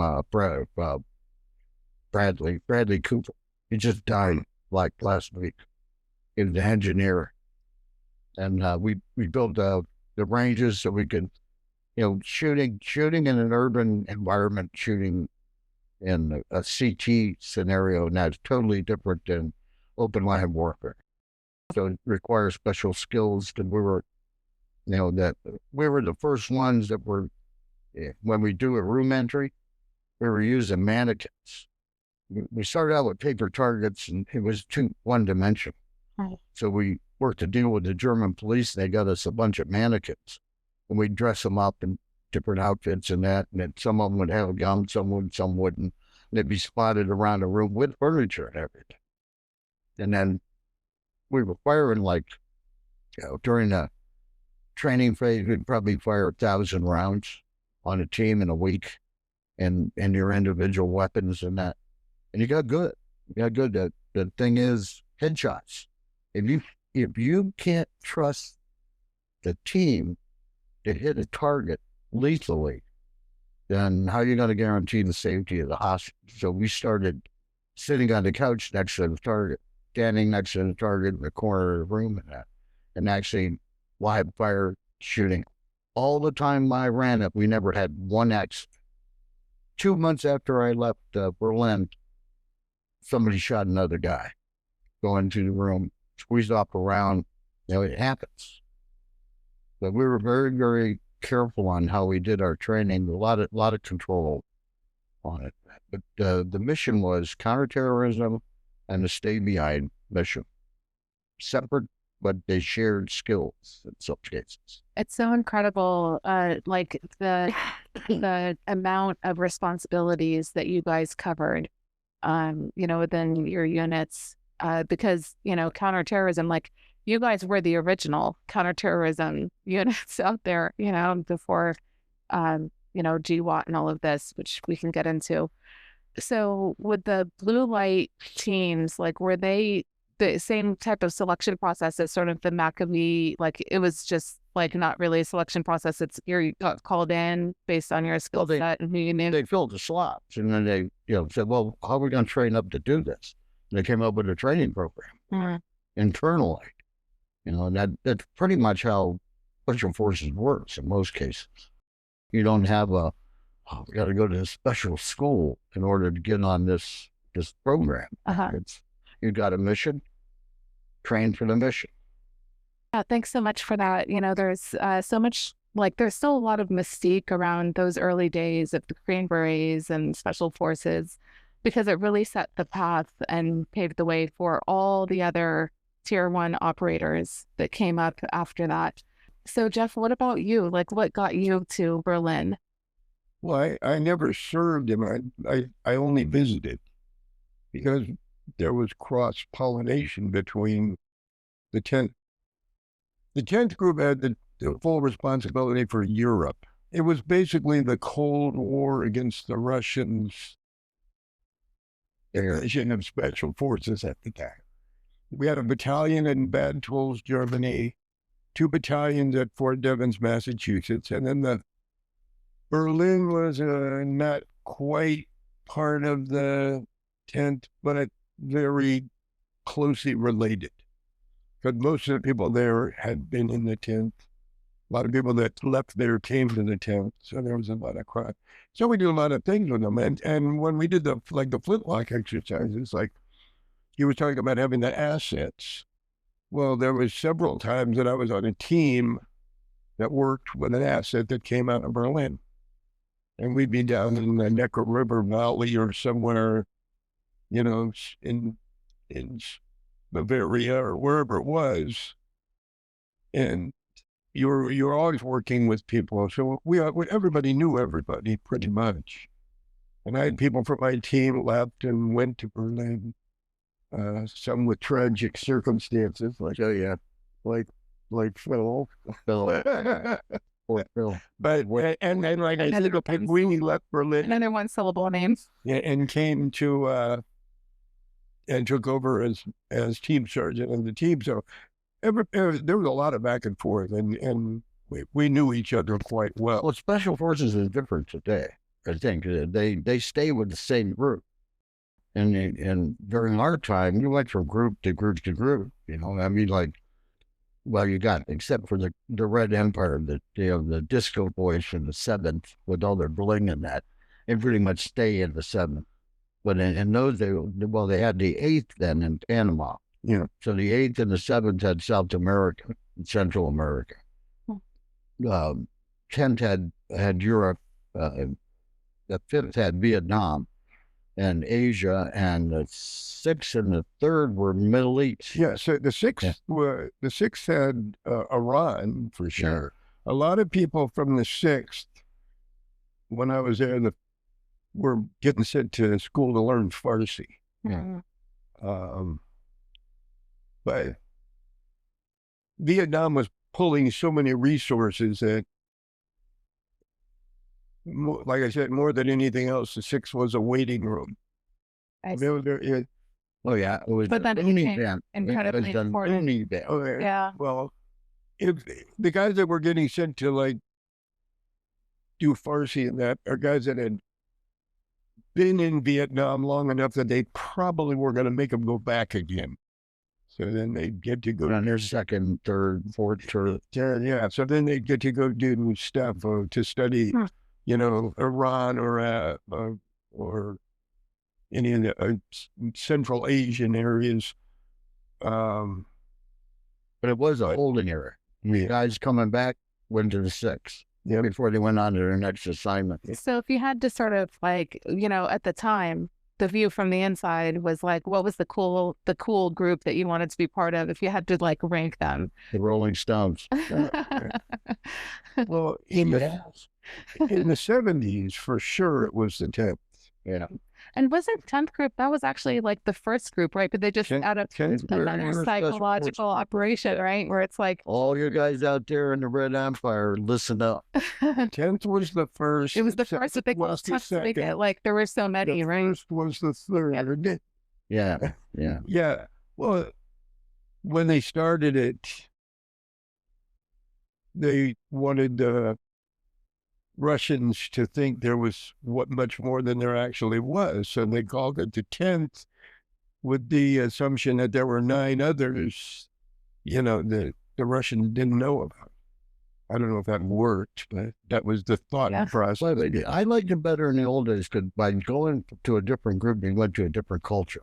Oh, yeah. And in that process, you gain knowledge, skills, and contact. Today, you stay in the same group for 10 years, it narrows that both scopes of that. Does that brotherhood that we kind of touched upon earlier, you know, I know with like the ODAs now and things like that brotherhood is tight. They stay together for their whole time in the unit. Oh, yeah, like a mean inbred architect. Brotherhood. But in your days, was it just dependent on the theater that you were like operating in, that like, you know, some friends just always were closer than others just by virtue of the conflict that you were facing? Whatever they were doing up at the Department of the Army, we were rolling the dice. Oh yeah, those 10, put them in Europe. You know, you're not, you don't have a lot of say in where you're going. You have some. And we had an amazing contact in the Department of the Army. Billy Alexander, she handled all Special Forces assignments. Who came after her? Mrs. A, and she retired and got out, but you could call her up. You know, I did when, you know, I came back to the 6th group. I was trying to go right back to Vietnam, and I called her up and said, "Yeah, you got a levy? I'll even take a leg unit. Send me back." It's as though right now they're closing everything out, so there's nothing available. But in the height of the war, you could call Mrs. Alexander, and she have you on a plane going back to Vietnam in a week. And you were always eager to go back. And yeah, I said, you have to understand, peacetime army sucks, big time. You're out there picking up pine cones, doing post detail. You might go to the state fair and be a demonstration in it, and you're hanging around a flagpole. What else hangs around the flagpole? Officers. Mm-hmm. Officers and people who like to go by the book. We're the worst people to be around when you got the book out. And we're trying to figure out how we're going to subvert and corrupt this in order to get the job done. So nobody likes that. Goes into your whole like culture, the Green Beret culture. Like you guys weren't even supposed to wear berets, right? You're not supposed to have like facial hair, which by the way, you're still having a very exotic dancers in the Philippines. That's story. But yeah, I mean, I remember hearing about how one of the team leads met Kennedy like wearing the Green Beret, and that was just kind of like everyone was like, "Oh my God!" Like the shock and awe, no one would actually do that. But then Kennedy appreciated it so much that he made it the official uniform. Right. But it was kind of like you guys are all rebels, right? Like you had that rebel spirit. Would you agree? Yeah, big army. From its very inception, didn't like special forces at all. The officer ascendancy through the army was always through the big infantry divisions, the tanks, or armored divisions. There'd be the second armored division route, or the first infantry division, and all those officers that were on that track who wound up being the main leaders of the army, they just thought special forces was a waste of good platoon sergeants. You got all these. They hated you, but if you came up available for assignment, they would fight over you to get you in their company or their battalion. They didn't like the organization at all. That all changed with Desert Storm. Mm-hmm. That's when it all really changed. Schwarzkopf, who was extremely traditional in the route that he took to 4 stars, discovered during that conflict how useful special forces could be, and went around and told everybody. And then all of a sudden, the officers that were looking to enhance their careers discovered that some special forces time was no longer a detriment. They made it was now an enhancement. And that's when they made it a branch. They made it a branch. Good. And created all these general rich. When I got to special forces in 1967, there was one brigadier general, and that was it. It was Flanagan at the time. I had to meet him. I go to a party at his house when I was working with Colonel Peach. But he was it, one brigadier general. Now, they got SOCOM and Mars, which they got generals all over the day. Yeah. And it's all because they changed their attitudes in the 1990s. So when we were actually in, it was we were like the poor, relations, the budgets were quite low compared to nowadays. But you had the brunt of all the work. You did the counterterrorism. You're the, exfil, infill, everything. The good part of that was we had freedom. Yeah. Yeah. Nobody's looking over your shoulder all the time. We had to go to the Red Wing Industrial School for Boys and talk them into letting us use their facility as a training aid when we were doing the special operations training at Devens. I remember me and Jimmy Traynor went and gave winter warfare classes to the Marine Reserves in Vermont in exchange for mortar ammunition, because we couldn't get mortar ammunition at Fort Nevins. Then of course they tried on higher unit, tried to take it away from us, but we managed that. So there was so much just operating by the seat of your pants. Because when there were all that many of us, and two, the Army didn't like us anyway. So we had to scrounge and scrape, but we also had tremendous latitude, which was great. Now it's the opposite. Now they don't have to do any more scrounging and scraping, as far as I know. But they got all kinds of better whiz-bang stuff than we had, but they are also under much more scrutiny. You get a DUI now, you're gone. If you're an NCO, you're going to finish out that term of enlistment, and they'll boot you out. If you're an officer, automatic. You're out now. I mean, we had guys that committed murder. My 1-0 from Vietnam arrived at Fort Devens and got a DUI on 3 consecutive nights.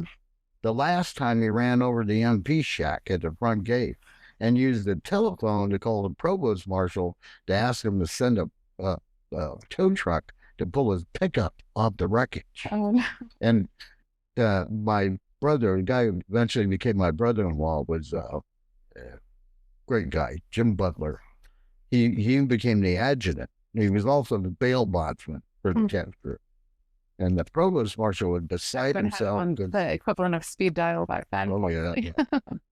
But when he ran over the MP shack, that they wanted to burn him so bad, send him to Leavenworth and all that. And Jimmy got the paperwork passed through real quick, and he got a verbal reprimand. Yeah, that doesn't happen anymore. Of course, it helps if you got a group commander named Paris Davis who would come up to the handle with the rest of us. Mm. So there was constant friction between the regular Army and us. It never stopped. It's still there today.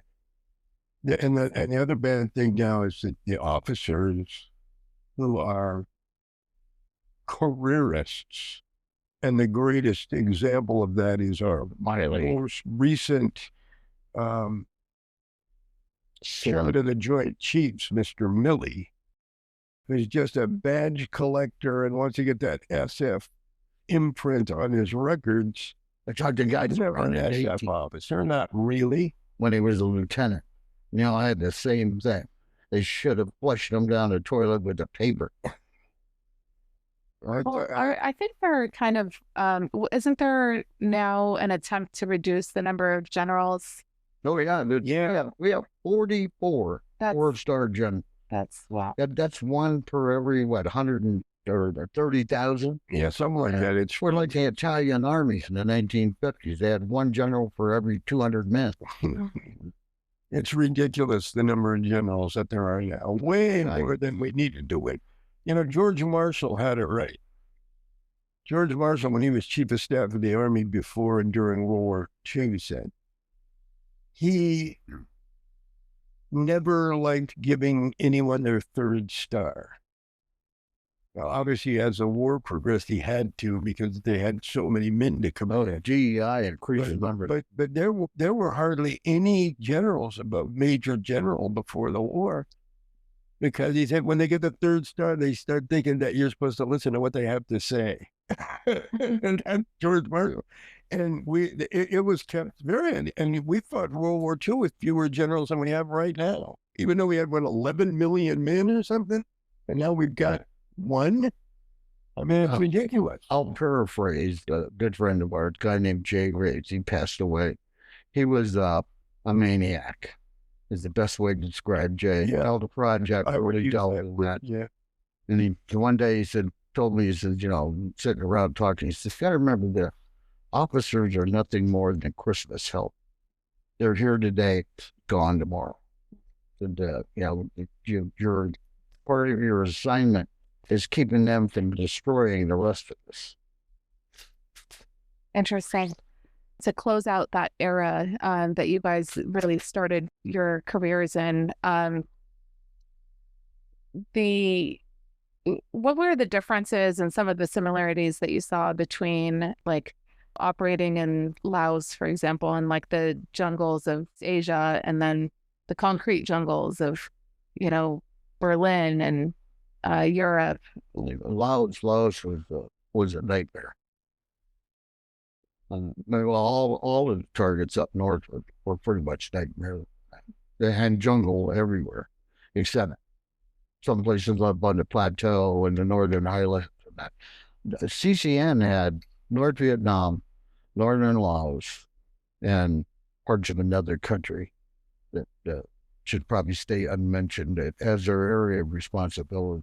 When you drifted down south to central, they took Laos, southern Laos, and northern Cambodia. And then south took Cambodia, the Parents Peak and all that. So in different, varying terrain, varying vegetation, different mission, because you're going in and you're going to get hit. When I wrote Wheat Few, some guy, it was a lieutenant colonel who had been in Hue, and he said, I think this guy's so full of hot air he could float a balloon. So I was surrounded in Hue with 2 companies, and I know what it's like to be surrounded. And I actually got so mad I wrote him back, and he complained that I threatened him. I didn't actually threaten him. I just told him, I said, well, that's fine. When you were a captain, you had 200 to 300 men around you, surrounded by a couple of regiments. How would you like to get on a helicopter knowing that there's 2 regiments waiting for you, that you're going to be surrounded from the time you get off that helicopter until you drag your leaking, exhausted butt back to it and escape? That's the difference between being surrounded and really being surrounded. And, there was just an incomprehension on what MACV-SOG was really doing. The Vietnam War was one thing, but what you guys were doing is what I'm hearing is a whole other level of challenge. We tied up 40,000, they figured out 40 to 50,000 NVA troops were pulled away from possible combat against American troops or anybody else just to track us down and kill us, to protect their supply line, because we were hurting them that much. They couldn't move, they couldn't communicate without a SOG team being in there looking at them, calling in airstrikes. Wow. And that was the intent, was tie them up so they, the first cab and the 1st Division and the Wolfhounds and that don't have to go to the meat grinder with them when they get down south, and they got all their equipment and they haven't lost any people. So it was an attrition process when they came down from the north. We beat the hell out of them until they got down to the Central Highlands, and then CCC would beat the hell out of them. And then if they got far enough south, then CCS would do the same thing. Their entire logistical network, the Ho Chi Minh Trail, which was a network, not a single road, was constantly under attack from the air because of us. We were out there putting in sensors, seismic sensors. When somebody walked by, it ping itself. Here comes a plane and puts a bomb up their boo-boo. Can you describe a little bit further, the tactical side of it? How quick were you going in? How quick were you moving? What was your MO? Okay, let me walk you through a typical mission. Can you walk us through your most difficult mission? Picking one out is tough enough. Just say, all right, there's 2 types of missions. There's a recon mission, and then there's a brave light. A recon mission is just that. You're going in to do reconnaissance in a 6 kilometer by 6 kilometer no bomb box. That's your area, and you're up designated. Only aircraft come in there are ones that you asked for.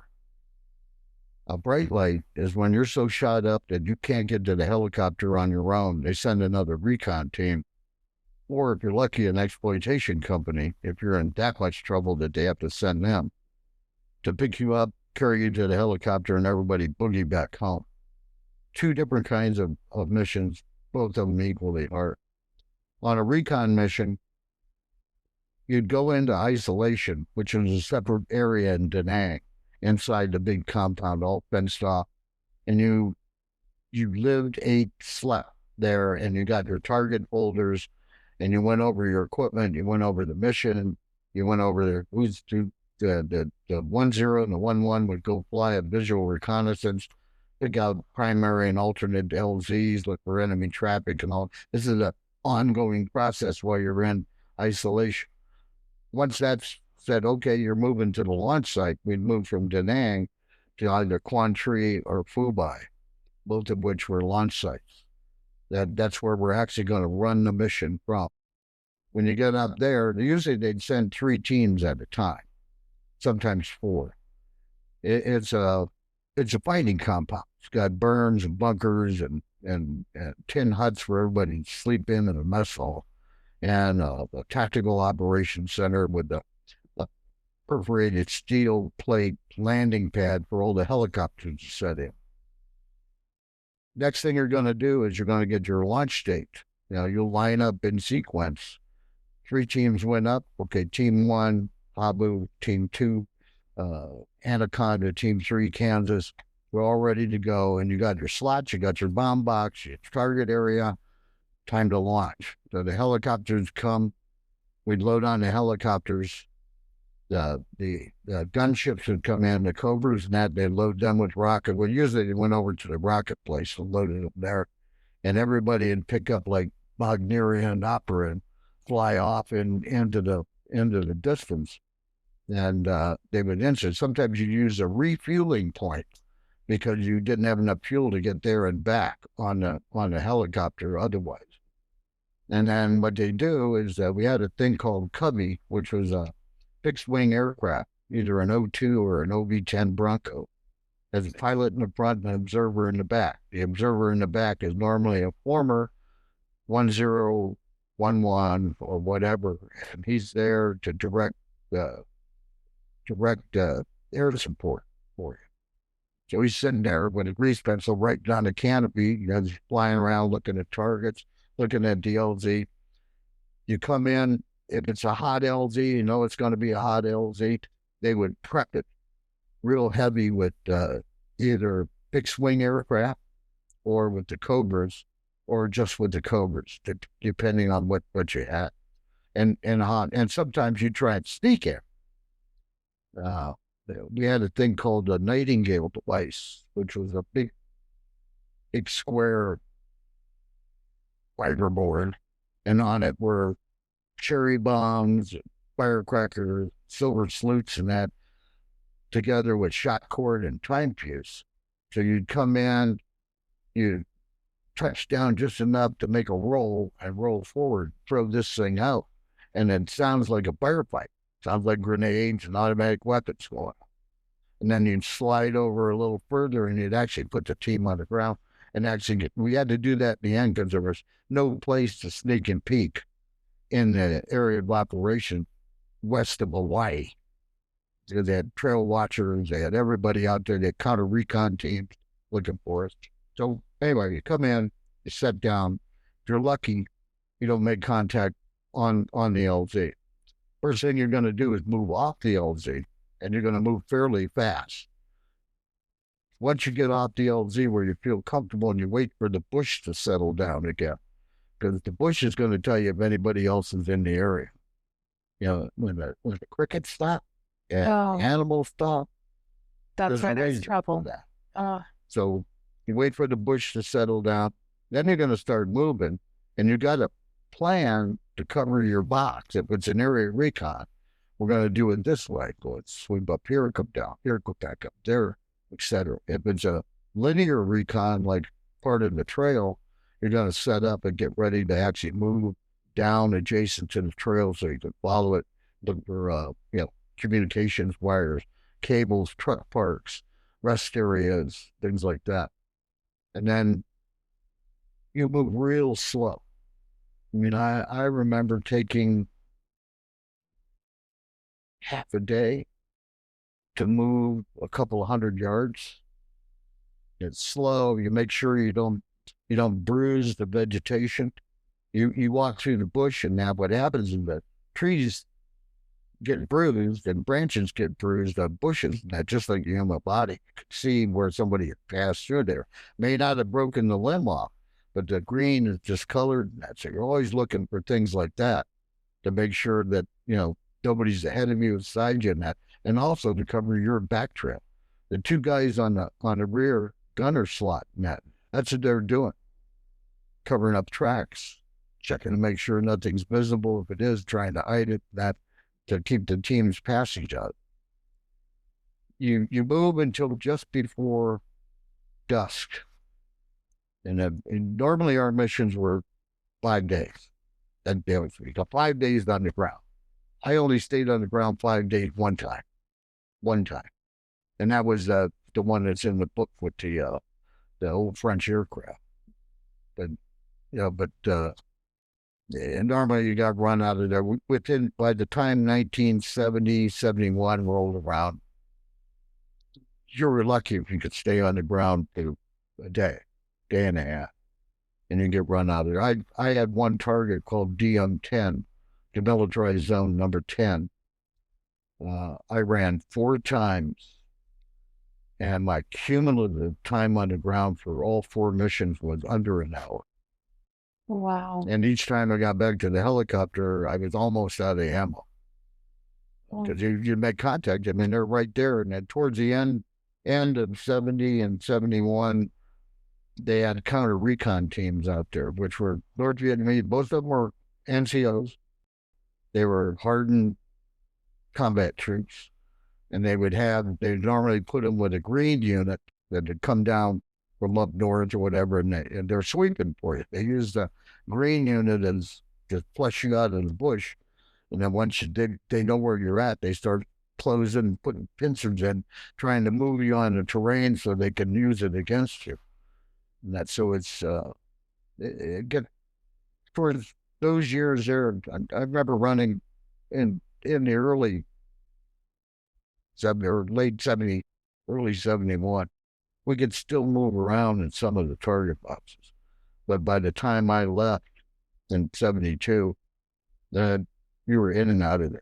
But an hour. That's crazy. So you were supposed to get 1 day off back in Da Nang for every day you stayed in the bush. And towards the end, that was impossible. You couldn't stay in. And you're usually so exhausted and shot up, you needed a couple of days before you get ready to get back in the harness again. Was there a lot of burnout? Not as much as you'd expect.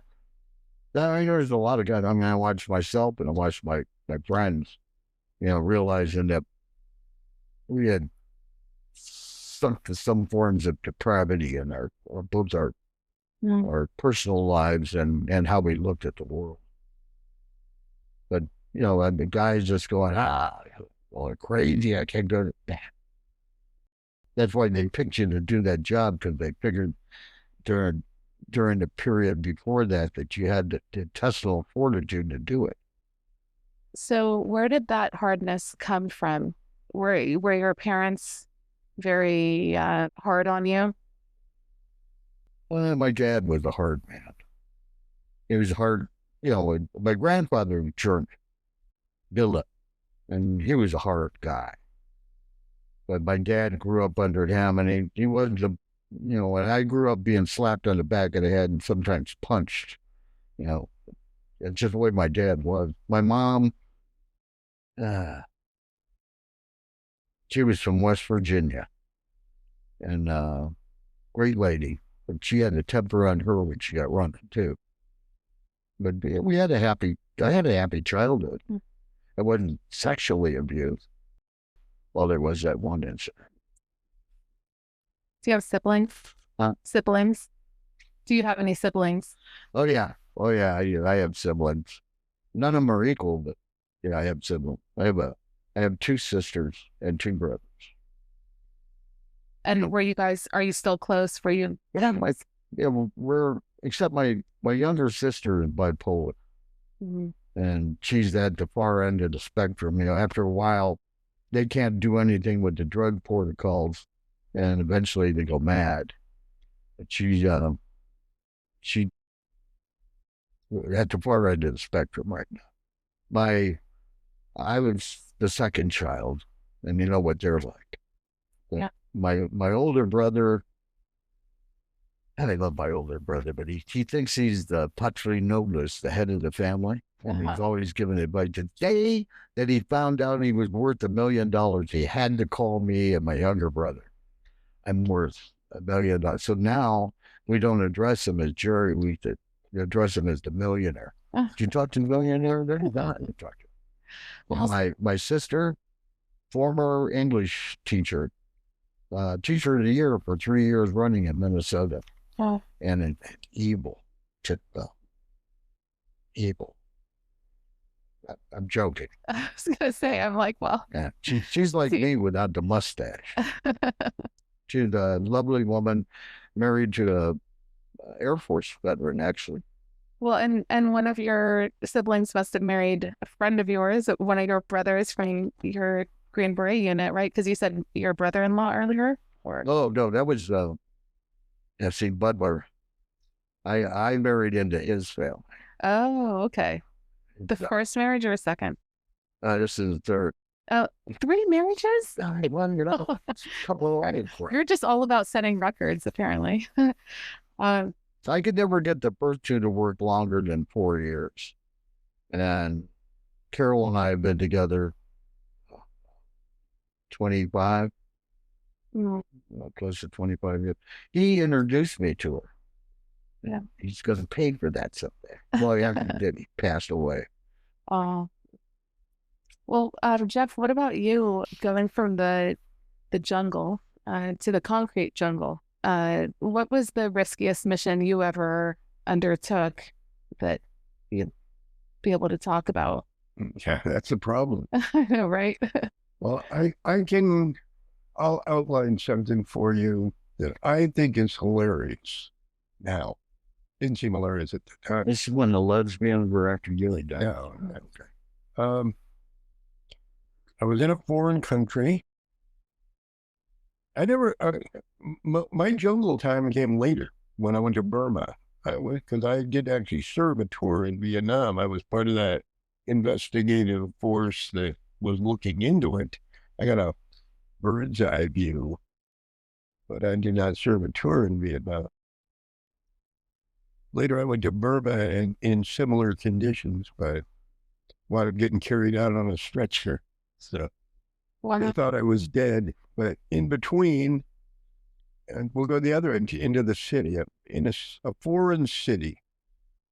And I like this story because it's so unlike the movies. I was meeting with a foreign intelligence service on a regular basis, providing cooked information. They thought I was a spy, but I was actually a double agent. So I've got this thick report that I've been given. They were specially prepared. It's quite a long thing because you can't have fingerprints on and it's about that thick, 45 pages. And they always gave me this thing because each page is printed top secret because it's a top secret document. Even though it's a phony document, it's never bring it back to the States. If anything happens, don't try to bring it back to the States. You get caught by customs coming back into the States, it's going to be real problematic, so don't do it. Okay. Oh, yeah, I could imagine that. Yeah. So I'm there and there's a blizzard. I mean a blizzard. We're talking 3 feet, 3.5 feet of snow. It's going sideways. It's way below freezing. And I'm supposed to meet this guy in front of this restaurant. Well, I get there and, it's swirl of snow and it's so cold and I mean, if I stand out in front of this restaurant, this weather, everybody's going to look at me and think, what the hell is this idiot doing? Nobody in their right mind would be standing here. So I'll go inside and watch through the window. So I go inside the restaurant and I'm watching through the window and nobody's showing up. And they probably just figured the weather's bad, he ain't going to be there, so we're not going either, whatever. So I watch it and then I'm like, okay.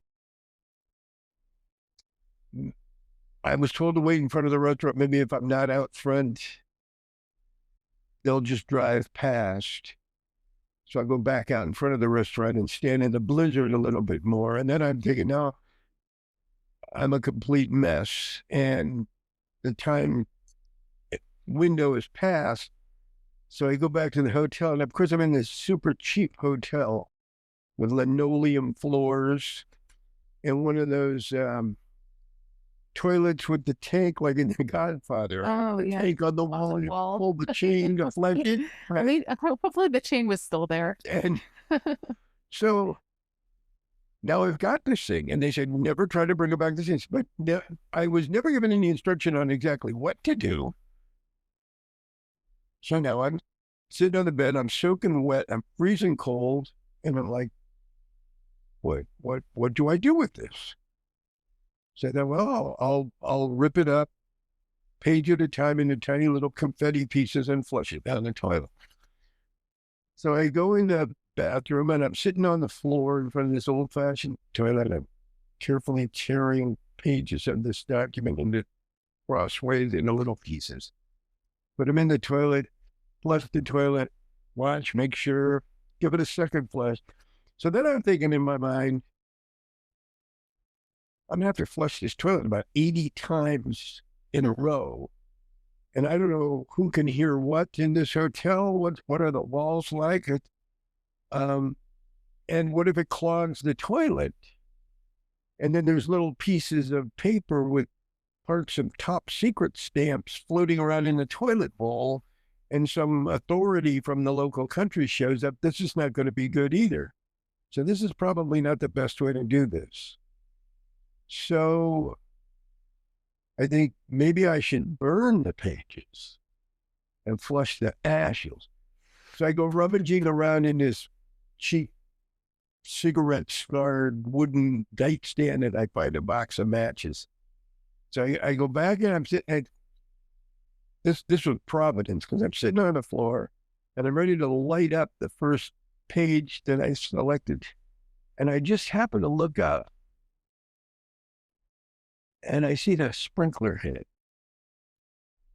So then I'm thinking to myself, if I set fire to this page and it creates enough smoke to set that off, maybe it'll set it off in the entire hotel. I don't know. And then maybe the fire department will come and I'll be caught here, most of this remaining top secret document. So I got to think of something else. So I sit on the bed for a while and I'm like, I know there's a big shopping mall not that far away. And it's not like an American shopping mall because it's mostly just a huge room with a bunch of kiosks selling stuff like a farmer's market kind of indoors. I'll go down there because I've been there before and I know it's got 4 men's rooms, one at each corner. And it's like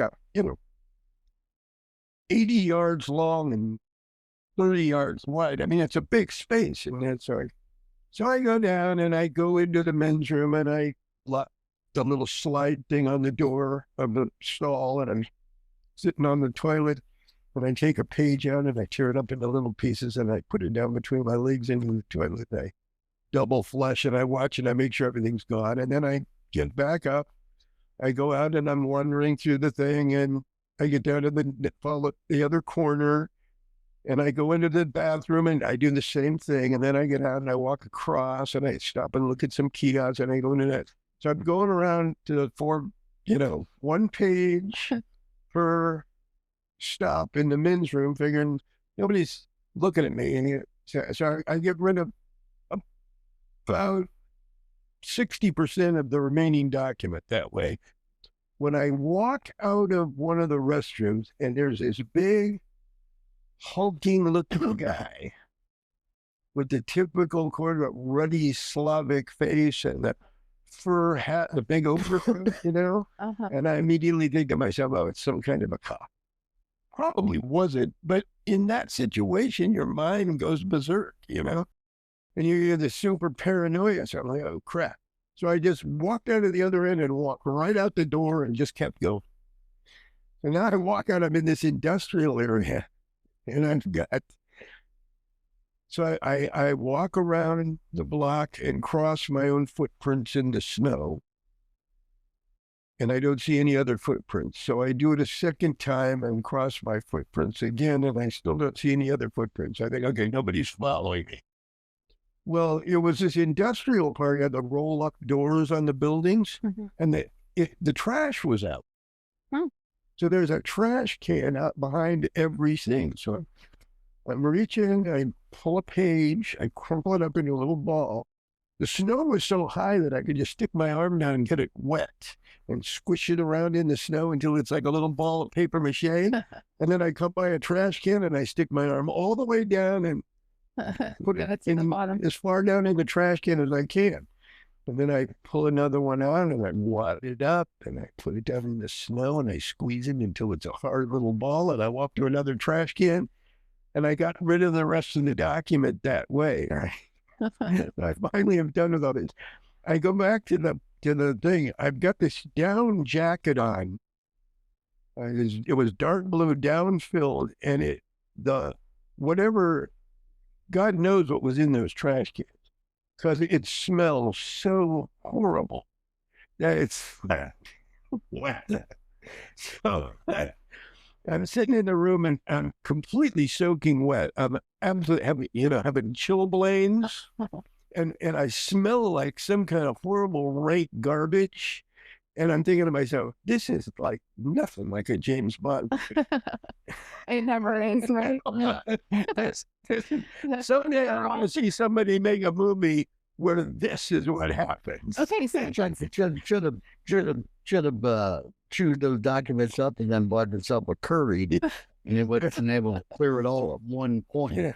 There's no hot women, no shootouts, no, just me and my garbage smelling jacket. I had to get rid of the jacket. I threw it away. It was unsalvageable. Jeez, and a whole ton of patience, right? And chilblains in a cheap hotel room. And I said, well, this is what I wanted to do, and now I'm doing it, so I shouldn't complain, but it's not exactly what I go for.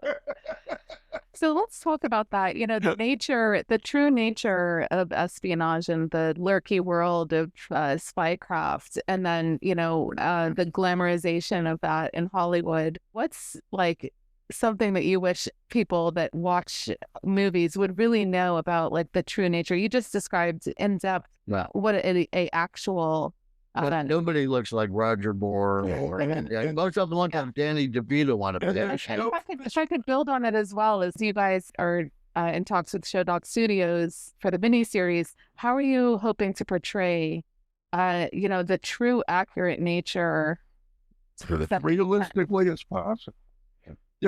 First off, the one thing that gets me about Hollywood is they have made a decision, sort of generally speaking, that it's all about fist fights. I never got in any fist fights. He never got in any fist fights. Did you ever get in any? Have you ever beaten up a couple of men twice your size? Never. There's no. Although I have to say, I do love Lara Croft. So, Yeah. But have you seen what is it, Lioness? I haven't seen it. I've not seen it. I'm talking bad about other, but they recruit this chick from the MMA fight, and immediately, the next day, insert her into Europe somewhere as undercover. Now, we have really good friends that are legends in the UFC. They're great guys. There is absolutely no crossover skill set between the UFC and being undercover. Well, who was it for? Do you know once all the FBI and Secret Service agents are trained with the MMA?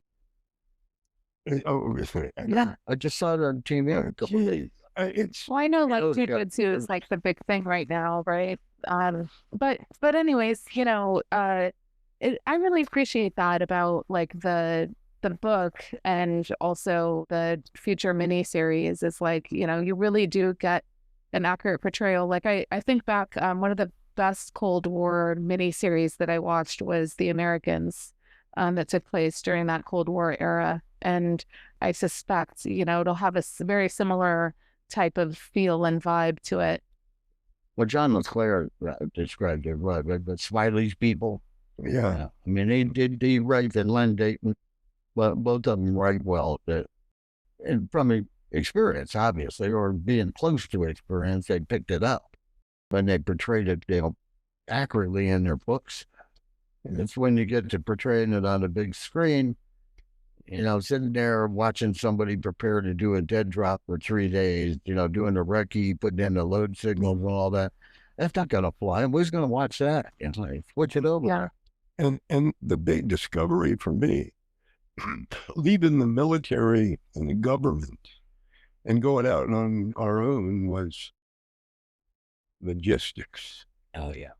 Now, aren't you happy that your past serves you well? I was thinking about that because I wanted to Are tie you going that to put into it your together future. in a supply clear? Yeah.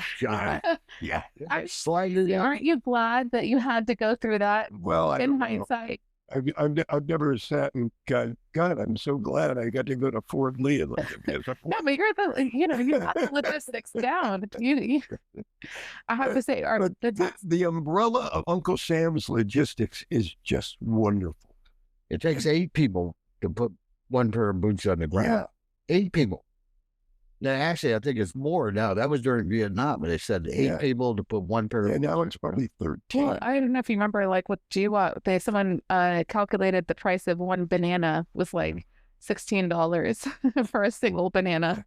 But That's when you're on your own, as most of the stories in Vagabonds are stories about when we were doing things independently, all those logistics fall on you. And that's another thing that has always bothered me a little bit about Hollywood, is that nobody in a movie, and the worst violators of this one is that Expendables series with Sylvester Stallone and those guys.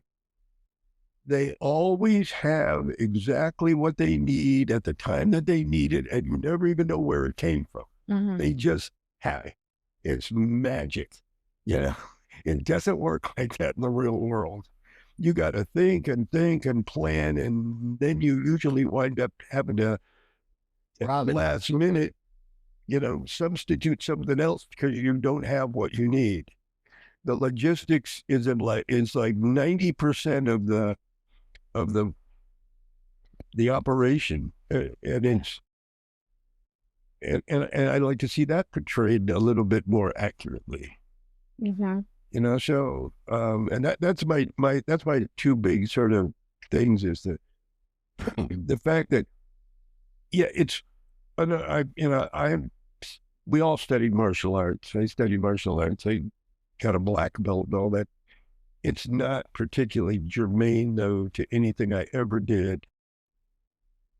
The only time I ever used it was to train the Karen National Liberation Army in how to do it, because we wanted to build a little fire in their belly because they were so naturally docile and polite and everything that we were trying to pump them up. But as far as just going around getting in fights all the time, first off, if you get in a fight, you can lose. And don't let anybody ever tell you the opposite. I mean, you might win. You might think that you can win.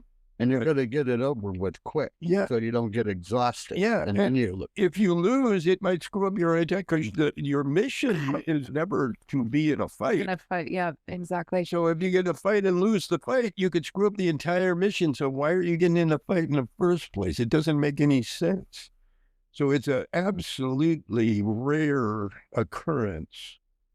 And then it's that awful feeling when those 2 big guys are pulling your pants down. Yeah. Beating the crap out of it. and the logistics requirements, that you have, because I made so many amazing discoveries over the years. Like, we tried to do a leaflet drop on Guatemala City.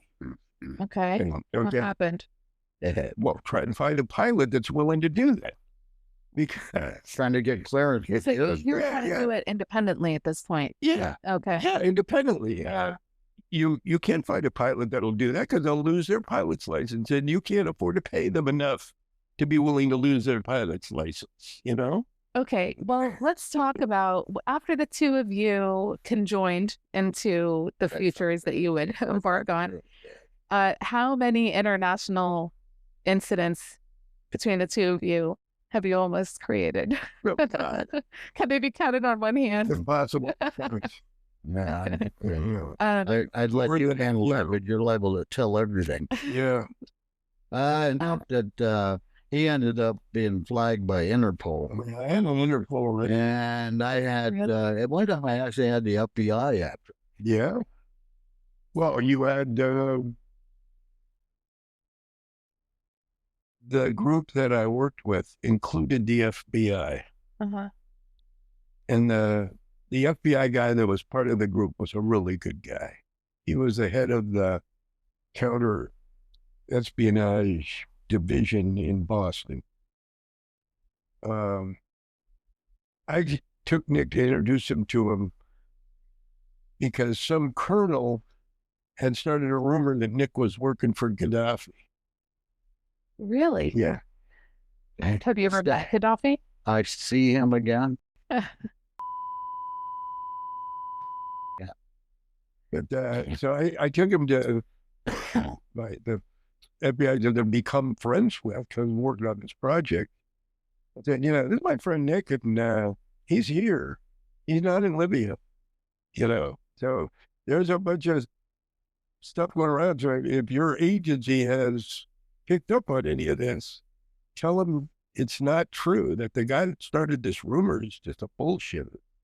And I don't think there was ever any... he had a vendetta against me. Yeah. He also had tried to have me arrested as a drug dealer. And had the MPs search my room, search my car. Hmm. The guy was just a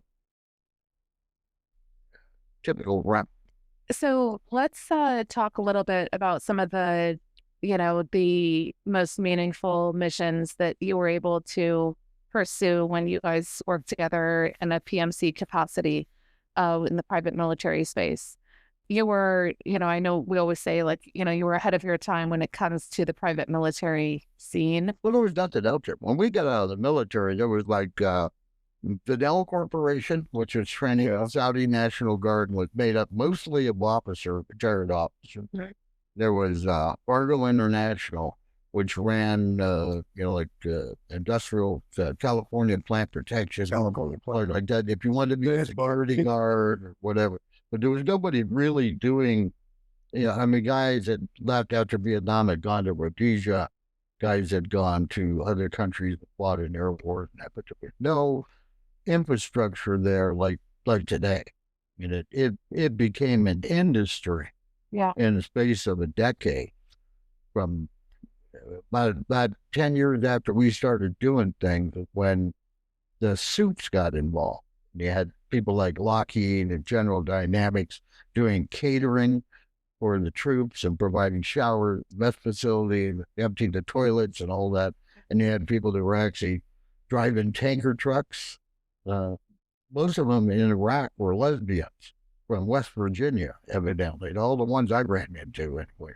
Pendleton shirts, heavy bent, and they were paying $80,000 a year to drive a 10,000-gallon tanker truck full of high-octane gasoline to Ambush Alley.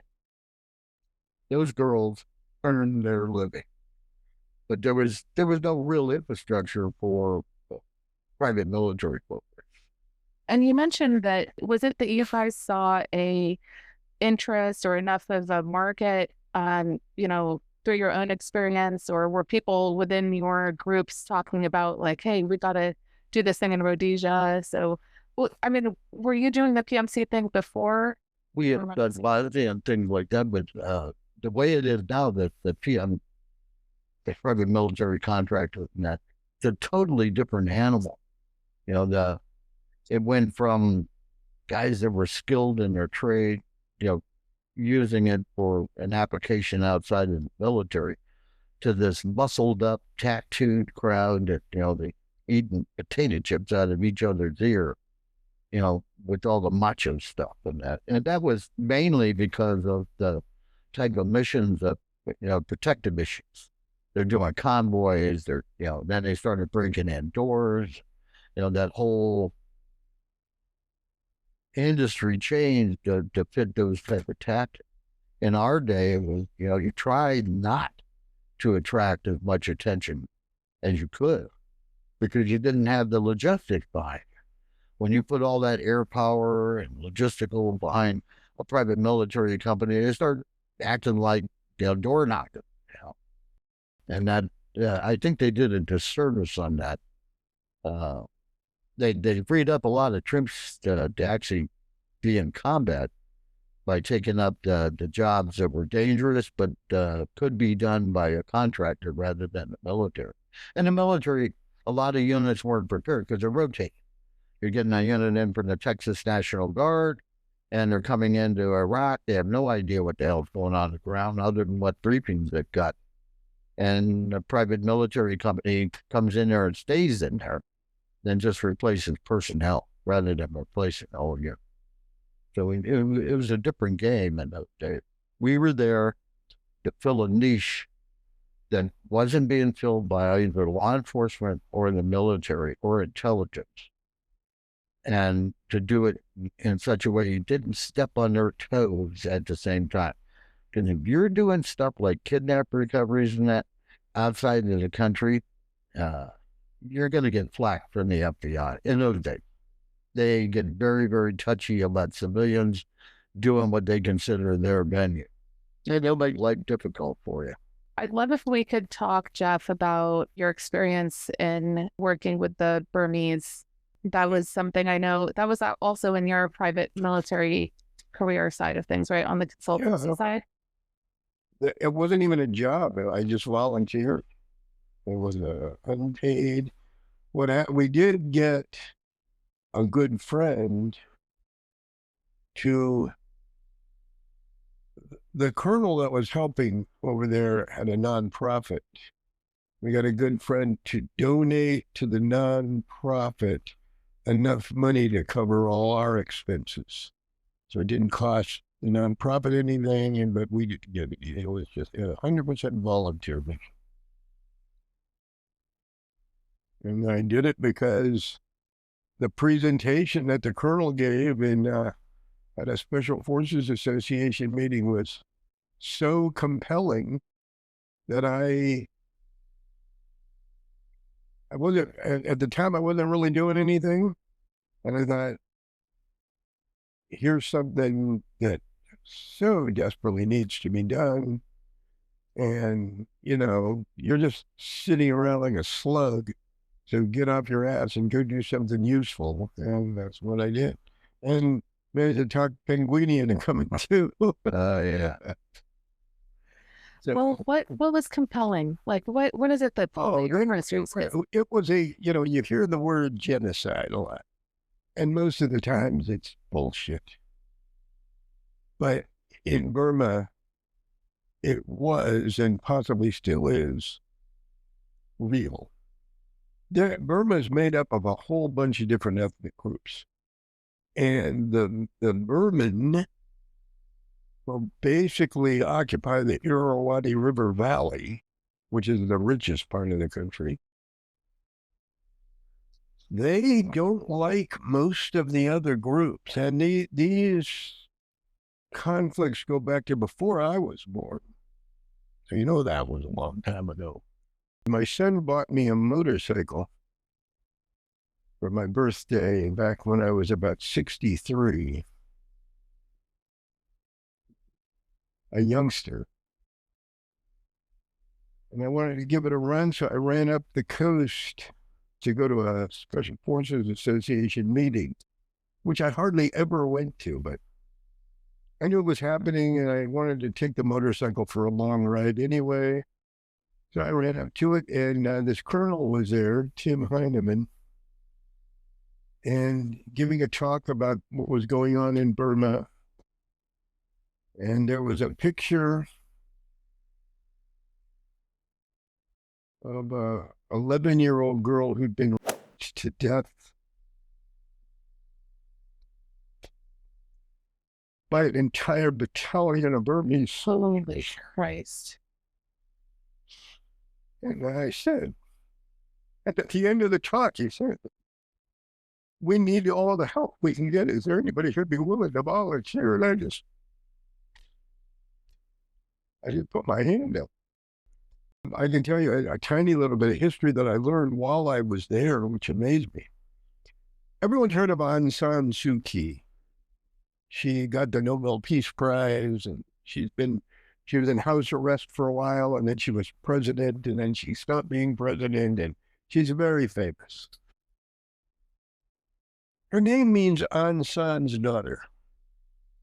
Aung San was a Burmese military officer who was trained in the 1930s at the Japanese Military Academy. Really? Yes.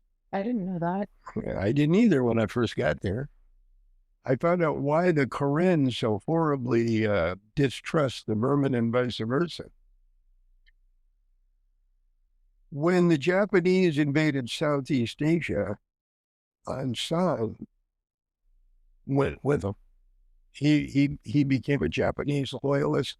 He put the Burmese army under the command of the Japanese. He was a complete supporter of the Japanese.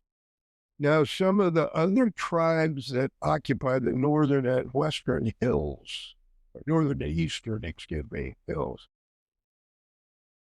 they stayed loyal to the British.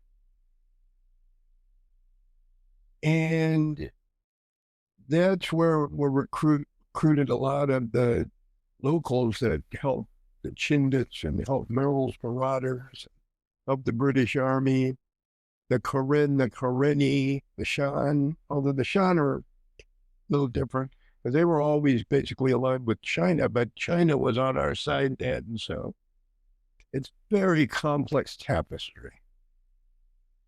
The Karen especially, which is one of the larger sub-ethnic groups, fought really well for our side.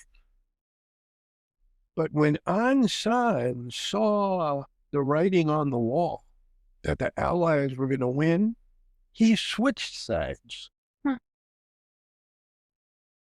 Now the British, who were desperately struggling to hold their empire together in the aftermath of World War II, had promised the Karen independence when the Karen had stayed loyal to them through the entire conflict.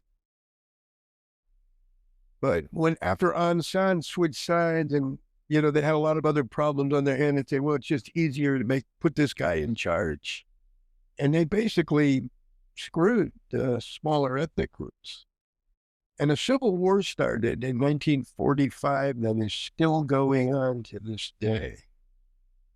I was there in 2010. And that's when I learned all this stuff. And I went because I saw the horrendous war crimes that were being committed by the Burman against the Karen. The rape as a weapon and literally genocide, wiping out entire villages, man, woman, and child. This is something that's worth doing. So off I went. Now, the colonel that was running things through a nonprofit, but there is no doubt that there's some U.S. government overwatch somewhere. Okay. I don't know exactly how it was structured, but he had a rabbi somewhere. There's no doubt in my mind. But we went over and the Karen were doing an unbelievably good job with nothing. I saw weapons being used in the field, Vietnam War era M16s which means they were 40 years old at least, where the upper receiver and the lower receiver, only people that understand weapons will know what I'm talking about, normally are held together with steel pins, were held together with nylon zip ties, and functioning in the field. They had no international support of any magnitude at all. You had a couple of little, there's a country from us a little ways, farther north on the Selwyn River, there was something called the Free Burma Rangers.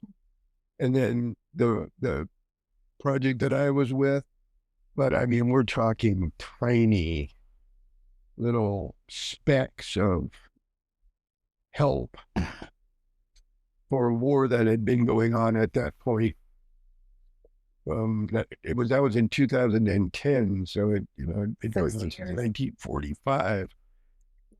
All the weapons I saw were tried. In fact, the Pinguini swore that this one kid named Moses, because the Karen are Christians, mostly Baptists, yeah, and that's one of the people down south will disagree with them being Christian. Well, one of the reasons they're loggerheads with the Burmans is because they are a Christian society, and one of the top guys, a young lieutenant, his name was Moses.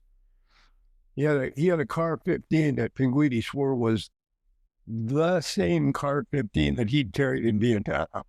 Now I know the odds of that. Pinguini has that kind of a memory. Yeah, That he probably remembered the serial number. It's possible, I don't know, but And then Shadabo, that they had one really good general, a Karen.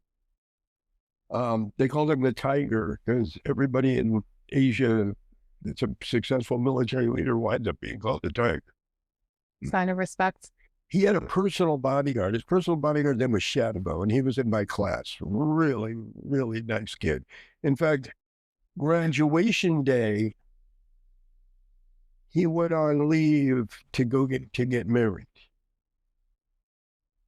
Shadabo, to protect the only really effective military commander in that army, had a M2 carbine from the Korean War and a .22 caliber pistol with 11 rounds of ammunition. That's it. That's what they were facing, and they were winning. And one of the things that I went there to do was teach them about doing raids, because it's infantry tactics 101. And anybody that's ever gone through AIT knows they went to blow up a Burmese cell tower, communications tower, and were on the target site for 4 hours before they finally got the tower down. That colonel said, we got to tighten these things up, It's time on target should be like maybe 3 minutes. And not 4 hours. But the Burmese army was so ineffective that they got away with being there for 4 hours. Still accomplished the mission. But I wound up giving classes, and then we started a Burmese SEAL team, for lack of it was all fake. It was a disinformation campaign, and I got a lot of the idea came from Dewey Claridge, because he mined the harbor in Nicaragua, and of course, became problematic, but I remembered that, because I wanted to get them all and tell stories about it. So we came up with a disinformation campaign, and we had a really weird variety of helpers. Congressman Dana Rohrabacher from Huntington Beach, California. Nice. Bob Brown, the publisher of Soldier of Fortune magazine, and some other people that you would not expect. sell the Burmese government on the idea that we were going to mine Yangon Harbor, or Rangoon, as most people know, but they call it Yongan now. And there's pictures. There was a picture in Soldier Fortune magazine of me drawing a limpet mine on a whiteboard with the class of Karens that had been selected for this little subunit in attendance. And Dana Rohrabacher read a report that was submitted into the congressional record, because we knew everybody's intelligence service reads the congressional record daily. Right. And it actually worked. I mean, it scared them into thinking that shipping in Rangoon Harbor was going to be Disrupted. affected by the ability to do this. We made limpet mines out of PVC pipe with big magnets that would hold them to the bottom of a ship.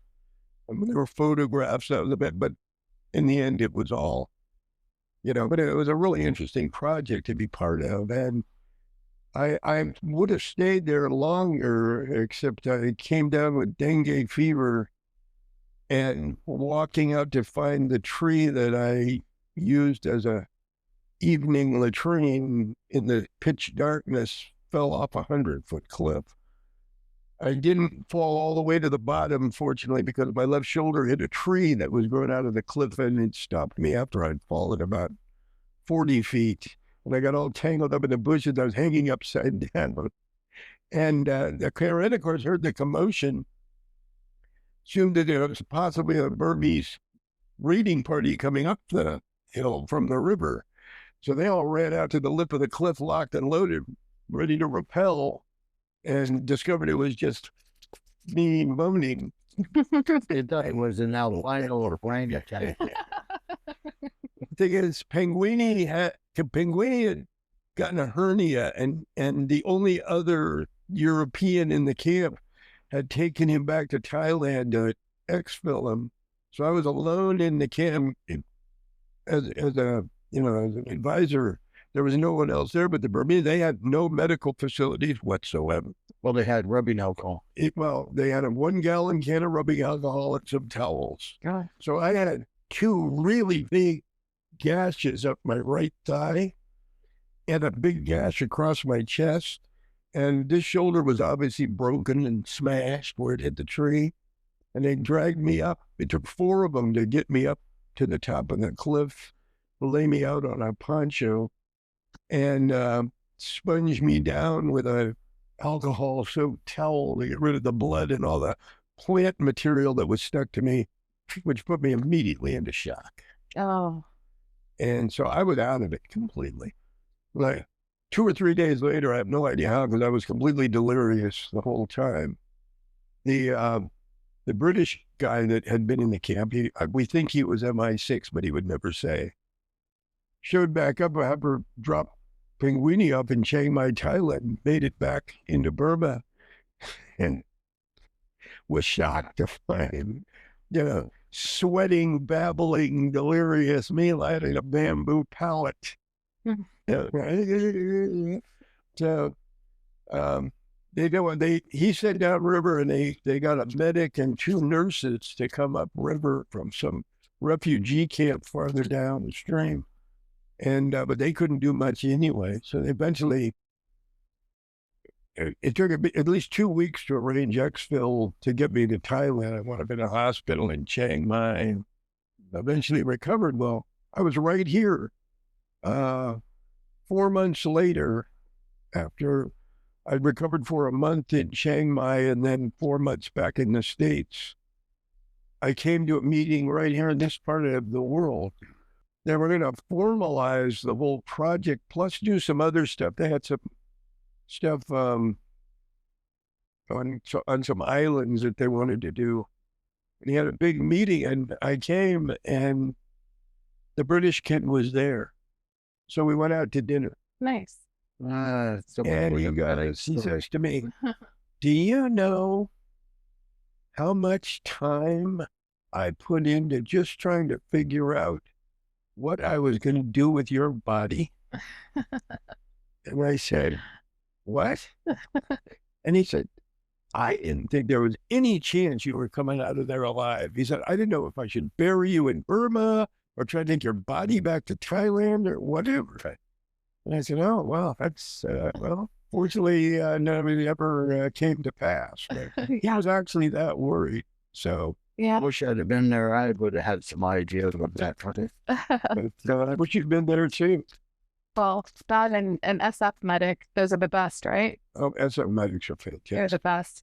That's almost short of being a doctor. Yeah. So some of them are all. I think I'd rather be in a SF medic's hands than medic where I go to a doctor.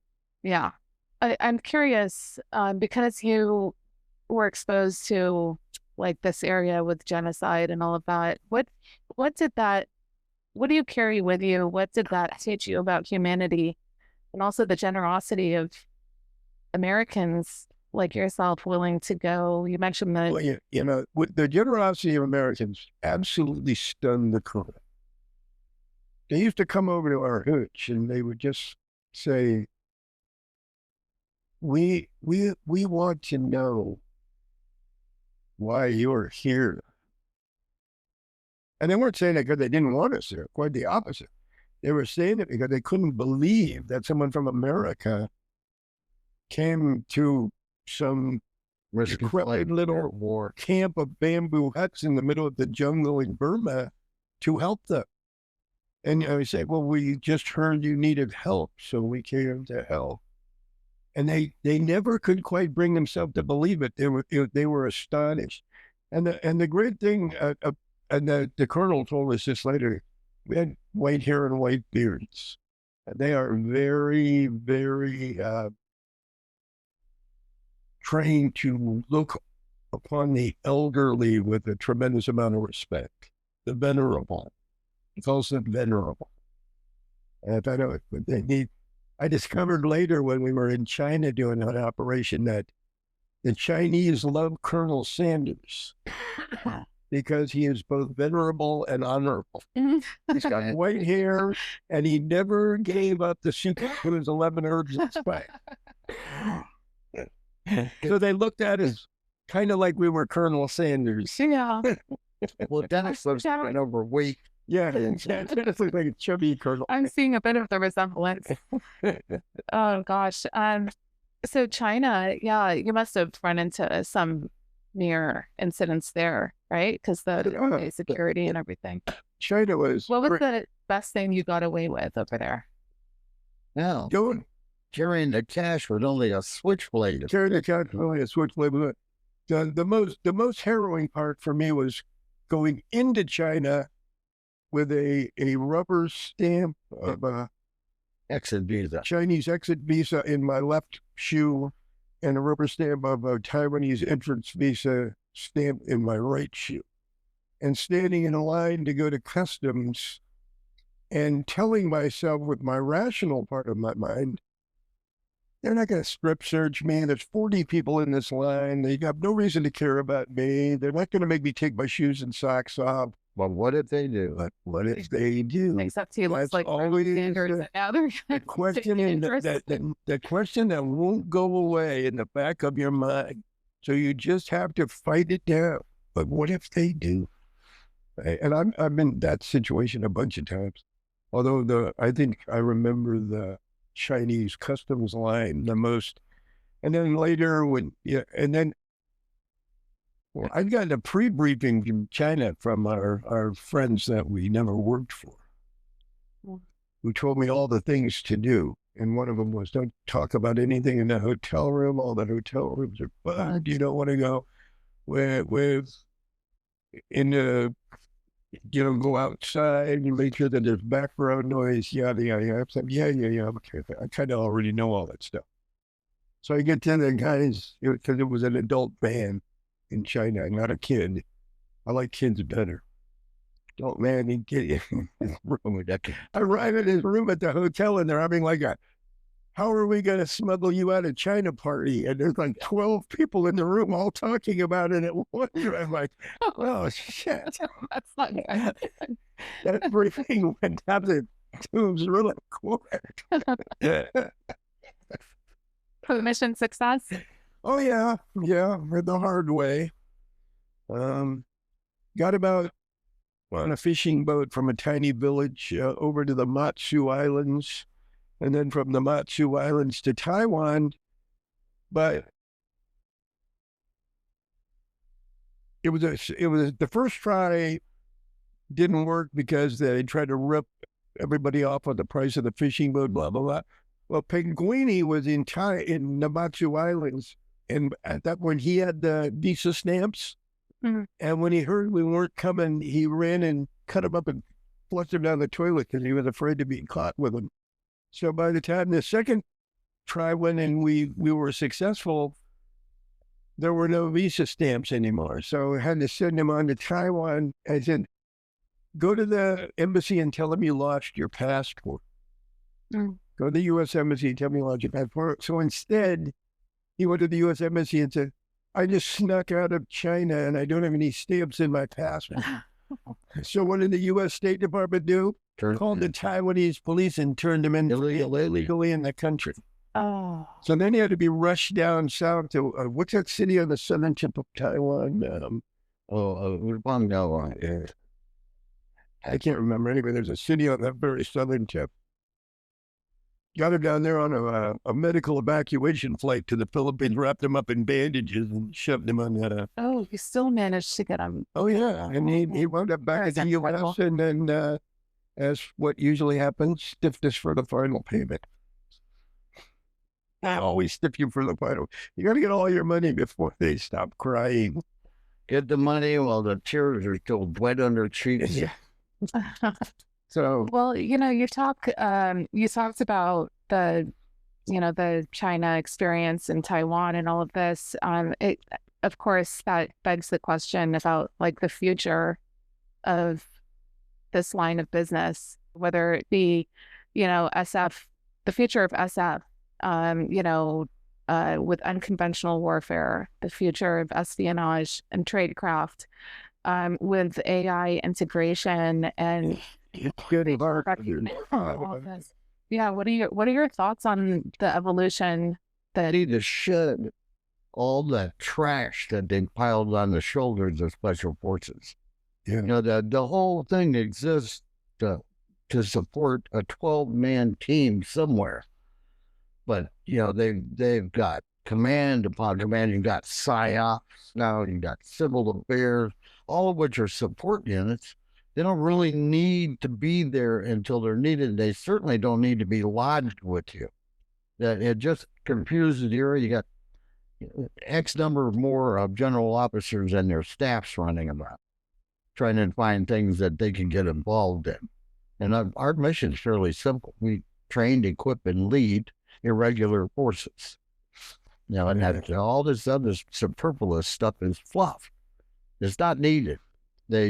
There's several. We talked to Chuck last night about this too. But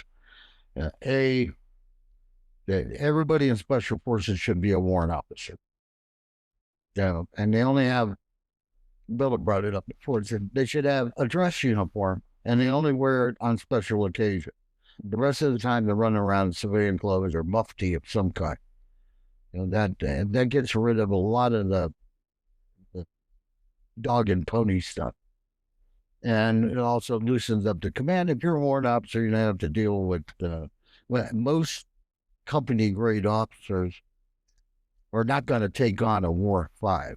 Oh, yeah. No. Yeah, that's like taking on a sergeant major, and you will soon find out just what he thinks of officers right after that. And a warrant is a special place because he's not an officer. He is an officer, but he's not hanging out at the officers' club all the time. He can drink with the enlisted and be with the enlisted, and they can bond, and it's the perfect rank for the type of work we do. Well, it's like in the military intelligence field, all the counter intel corps guys are all warrant officers. And I think special forces should look at that and try to emulate it. They wear civilian clothes most of the time. They have uniforms, but their general dress is in civilian clothes to blend in, and they are warrant officers, so they're not fighting the officer career path. Yeah. They're not trying to become. When we did the analysis of the Tet Offensive, one of the things that we found is one of the biggest intelligence problems that we're having was the officer career path in Vietnam. And why? You're going to have a command for 6 months. Get your command. You better do well, because if you don't, you're probably going to find yourself at the end of your career soon. If you're a captain and you're commanding a company and your goal is to someday be a colonel, you better do really well during that 6 months. So what if you're in an area where there used to be a whole lot going on, but now there's not much going on? You lie. Because you got to have a better body count than the guy that preceded you, or they're going to think that you're a do-nothing, and you're going to get bad marks, and you're never going to be back there commanding a battalion as a lieutenant colonel. So you lie. So what happens when all these captains all over the country are lying and sending, and then the colonel, who's only got 6 months of command time before he gets to go be the S3 somewhere, he's going to do the same thing. So if his production, when they're using body counts as a metric, isn't up to snuff, he's going to lie. So by the time all this gets to MACV headquarters in Saigon, it's a completely distorted picture of when the Tet Offensive happened.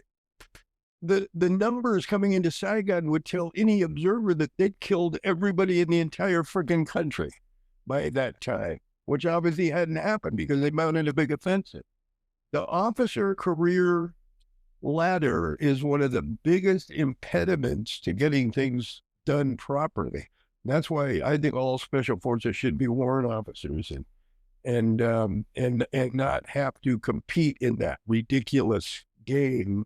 And it's much worse now because at least back then, most officers in Winning SF knew they were never going to get hired as lieutenant colonel. I mean, that was pretty much the ceiling for most of them. Now they all want to be 4-star generals. Yeah, that's very helpful recommendations. There's so much that we can talk about, but yeah, I mean, we could just go on and on and on, right? Yeah. We didn't even scratch the surface of Iran. Maybe we'll do that in a part 2 in the future. I wanted to ask about something just because, I'm coming at this from the perspective of being a mom and, the future generations. And there's always sort of that purpose that we carry with us as to why we're doing what we're doing. I know you're both grandparents, and you've touched lives all around the world. You talked about, in Burma and elsewhere. But I'm very curious when it comes to like our future generations and children, what do you hope our future generations can learn from your experiences?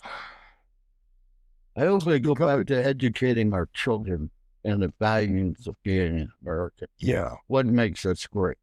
What makes this constitutional republic what it is, and what are your responsibilities? Because with the benefits comes responsibilities, and they left that out of education. We had that. We followed the path to the military and to citizenship like our fathers had, and their fathers before them. And that broke down after Vietnam, and that's why you got these long-haired socialists that are holding down dean spots in major universities, corrupting the minds of it. All the way down to the grade school level, the indoctrination goes on in this country. I'm really, really proud of the fact that the president and the people around him were starting to repair the damage that has been done to this country. The thing that I hope most for our youth is that they get a chance to not only reap the benefits, but to stand up and take their responsibility like we did. If it means risking your life, you should be glad to do it. Yeah, I agree with exactly what he said. There are privileges and responsibilities that come with citizenship. And we've focused almost 100% on the privileges ever since the 1960s and sort of ignored the responsibility. Everybody wants something, but what do they want to give in return? Everybody thinks they deserve all the privileges, but have never earned them. And how can you deserve something you didn't earn? Because we earned it for you? Isn't that what DEI not okay. didn't earn it? Hmm? Isn't that what DEI or didn't earn it? Yeah. But, we need to focus more on the responsibilities of citizenship, that Core values. you're in this country, you got it so good here. So good. I mean, that's one thing you see when you've traveled the world, You see how kids live in the jungles of Burma. You see how kids live in Africa. You see how kids live in... And, our kids have it so good. And they need to be reminded in school that it comes with a responsibility to give back, a responsibility to make yourself worthy of the privileges that you're getting without just sitting back on your butt and thinking everything's owed to you and should be handed to you on a silver tray. We've gotten a chance to talk to the newest generation of military. And I can tell you, there's some right proper little rascals up there that make us look like we were just playing around at being mischievous. So the talent's still there.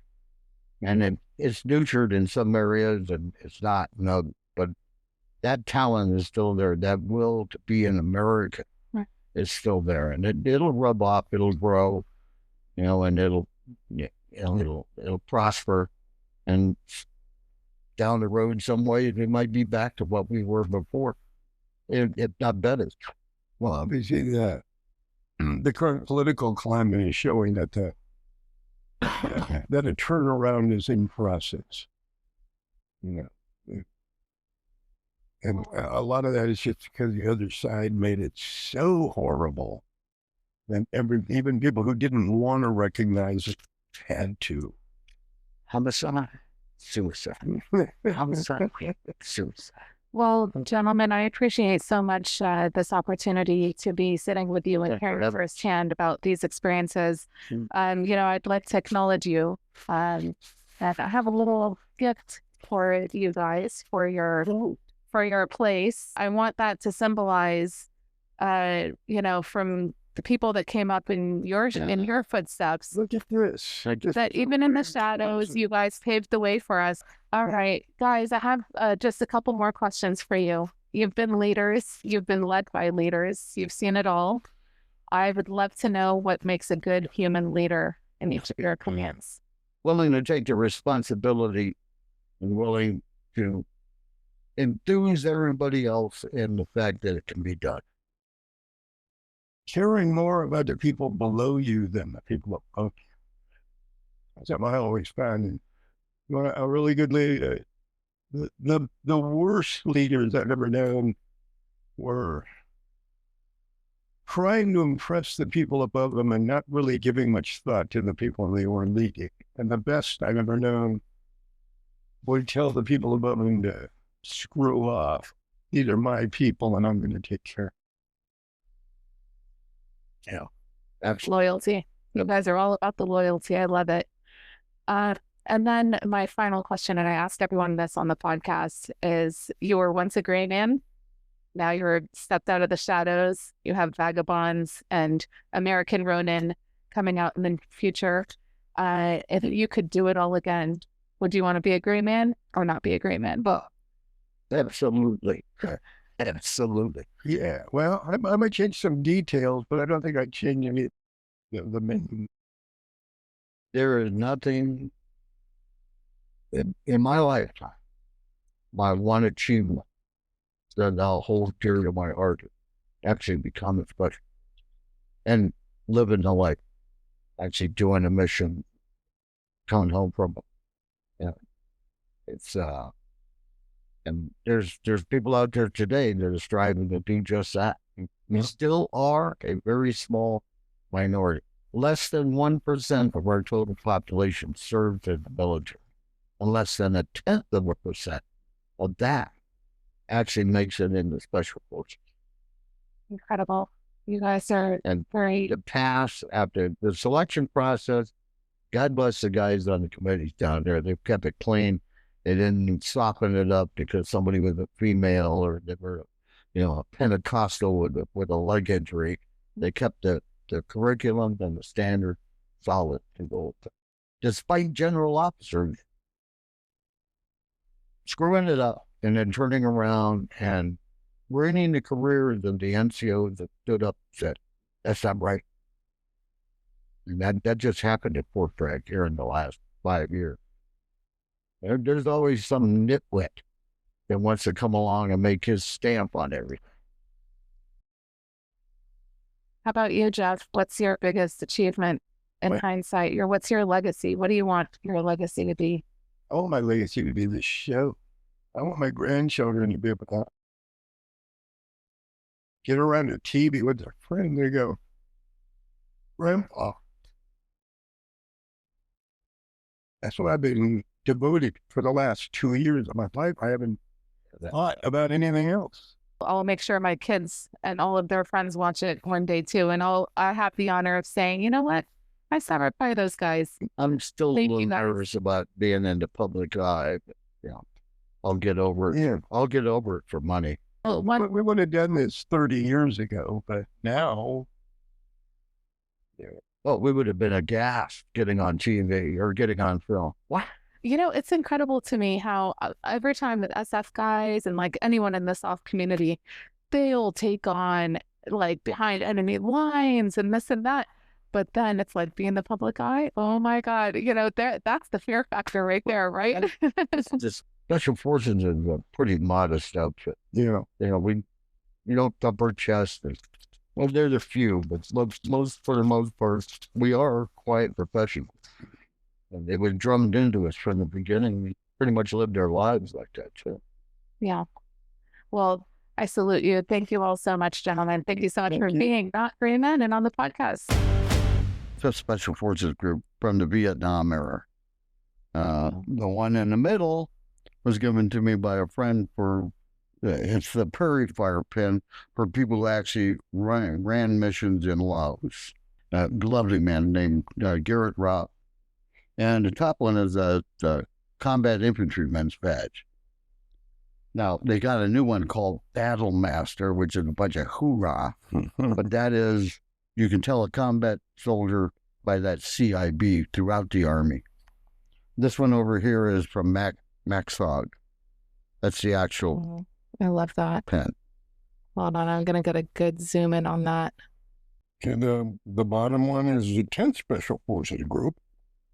The green, I'm ready, of his master jump wings.